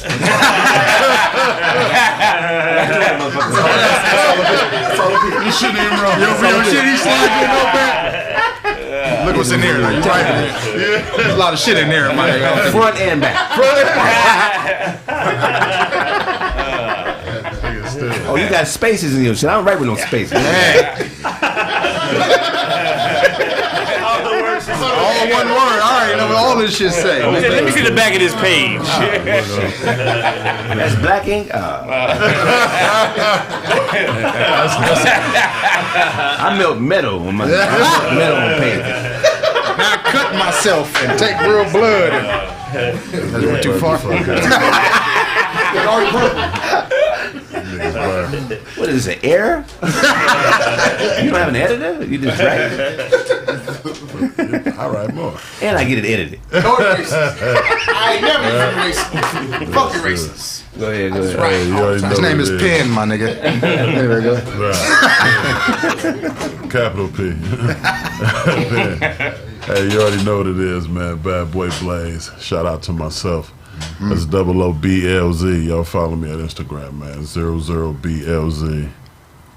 At Instagram. At Instagram, nigga. Go down. You know what? For the ladies.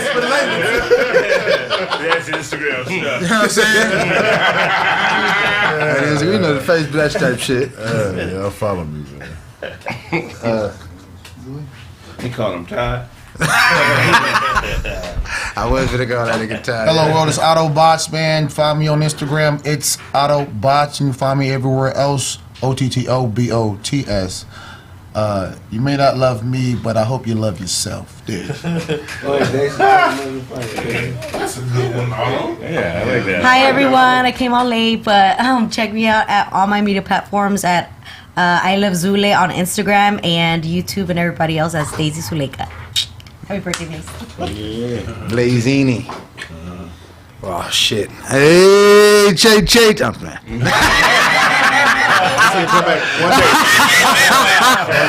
still in all that shit, nigga.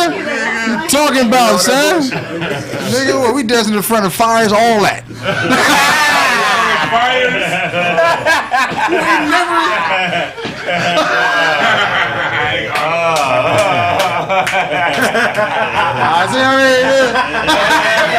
That's why your hat dirty. Dirty ass hat. How you get the top of that shit sweaty? I have no idea. I've been out in the woods. Oh no. Oh man. Sorry, let's go. Hey man. Yeah man. You been in the woods. Great Scott. Hey man, the real Duncan Penny Hughes on Instagram. Fuck on my sound packs on sounds.com. Blade Brown is out. Fuck with that. Visuals coming soon. Shit. You know what I mean? Your mom's a man. Shit, that's it. Good to be back with my fellas, you know what I'm saying? I had a MIM back in this bitch, you know what I'm saying? I'm glad to see niggas, glad to see Ty. Ty got superhero power, he got bit by a roach. Never die. Never die. I ain't shot on Ty in a minute. Turn the lights on and niggas start hiding.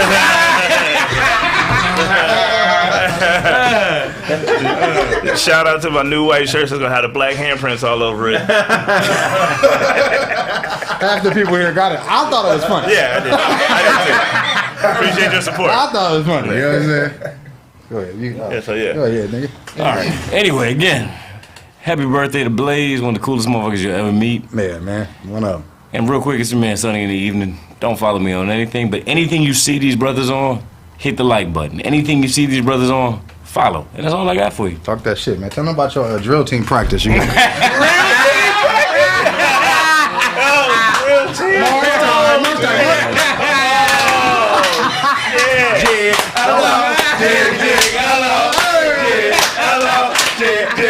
My name is Sonny.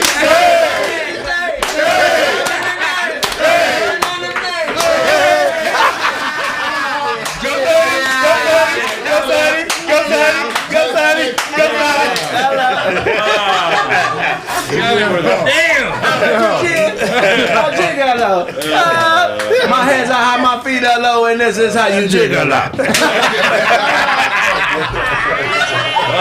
the evening. Oh shit. Damn. That was crazy. Tell me you out there. So. Man, yeah, man. Uncle Todd comedy. You know.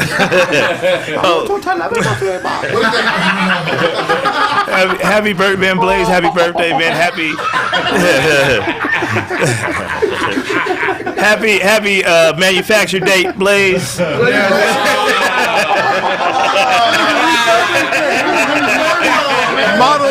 Model number 1.00. What's your VIN, nigga?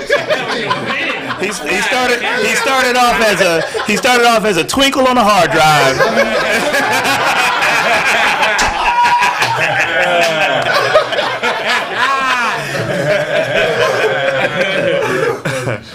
Oh man, yeah, man. Check me out, man. Uncle Todd, Uncle Todd Comedy, Facebook, IG, Twitter. You know what I'm saying? My Nigerian ism's been updated to 30%. You know what I'm saying? Yeah, so you know. Hey! Hold on. Huh? What are the rules? Tell me, those 30%. Do your thing. Che, Buqueno. No.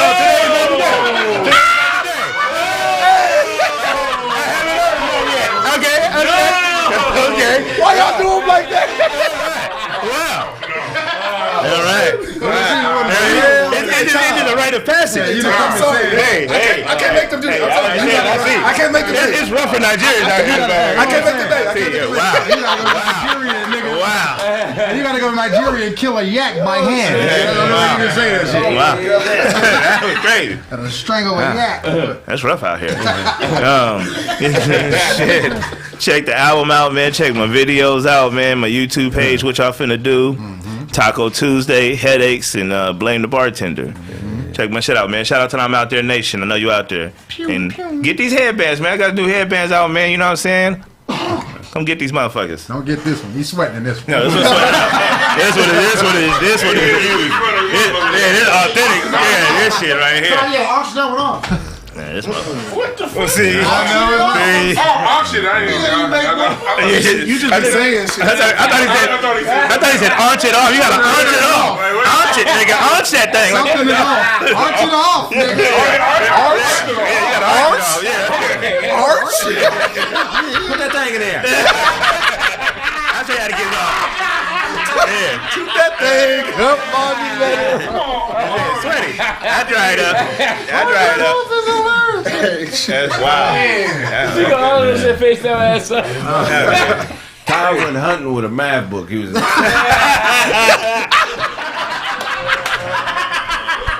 nigga checked the man first.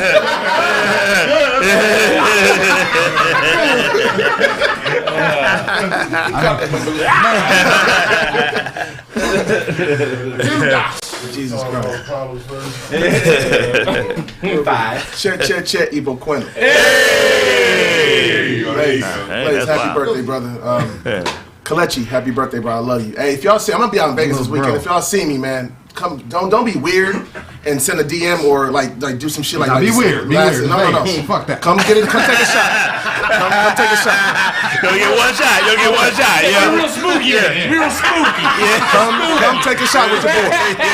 Some weird shit. Don't let that nigga with your nipple out. This one nigga. Be under the table while he eat this. This one nigga gonna text a girl, gonna text her, hey, I see your friend in here. So she's like, you and such and such. How the fuck you know? Somebody told me. Yo, don't be weird. Come say what's up. Take a shot. I'm very approachable, man. I'm usually with some chicks, with my boys, man. Come say what's up, man. Holla at me. I love everybody, man. Happy birthday, Kalechi. Love you, bro. Yeah, love Happy birthday, Kalechi. Bro, I owe you a shot, nigga. Kalechi. Oh man. He's off the ringer. With the nose on too tight. Clown nose, nigga. Oh, you got a white boy clown nose. They ain't a black clown nose. Black clown nose round and big. No, he already did that. He get out on Tuesday. Oh, you was a brother? Yo, yeah, he had the. Nigga, you ain't even nigga clown today. It's coconut ball. You see it just hop around. Right. It's coconut ball, man. Yeah, but happy birthday, Blaze, man. Another year around the sun. Shit. Yeah, we got we have Happy Black Music Month. Happy Black Music Month. It is Black Music Month. Shout out to all the ancestors. You know what I'm saying? That made that beautiful music, man. Yeah, I got my triage not for sale yet, but it's up there on my Twitter, Instagram, and it's the history of black music for the last 400 years here in America. I'm gonna need that for the And lab. The roots of where it all comes from, whether we talking about death metal or doo-wop or reggaeton, it all comes from the same place. We don't usually talk about that, but that's what we're in our culture, death metal. So yeah, that is go check that out. And yeah, that's it. It's just lasttrace.com. Who y'all got here to say? Todd or Sonny? I got Todd. I got Todd. Todd got them tapered jeans. Any nigga wear tapered jeans and whoop your ass. I never seen Todd so confident. Todd ain't tripping on the teeth getting fucked up. But Sonny got that rage. Sonny kill him. Must have to this. I got Todd in the morning and Sonny in the evening.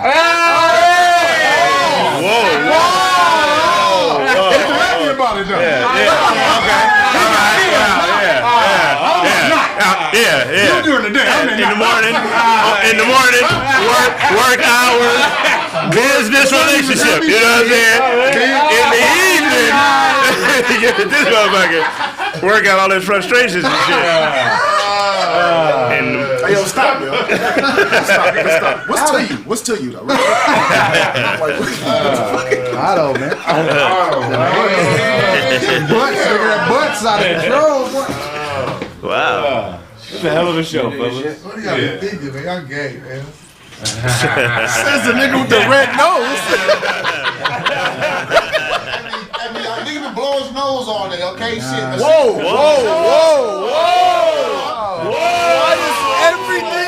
Why does everything has a pause with you? Blowing noses. Your ailment is what? This shit is swollen. This is my regular nose. I like the words. Blow, swollen. Don't do that. Blowing noses. That is wild. What are we talking about here? What are we talking about right now? The innuendo, the insinuation. I can't be myself around my niggas. I guess whatever. You got nostrils on that clown nose. I can't be myself. You got a red nose on. Shut up. You never beat yourself in front of me.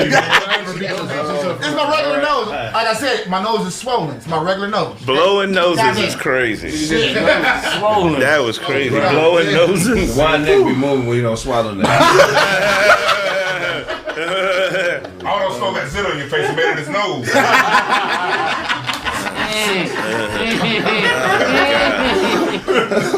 Wow. That's your big motherfucker right there. I didn't see it from this side, but I looked at the camera. I was like, oh. Somebody said that nigga Dewan. Somebody said nigga Dewan like his style is the Aki way, nigga. The Aki way, nigga. Never mind. I'm on you nigga watch Instagram. Fuck y'all. I'm on you watch Instagram shorts. Danny boy tendencies. That's been this episode of Kraig Facts.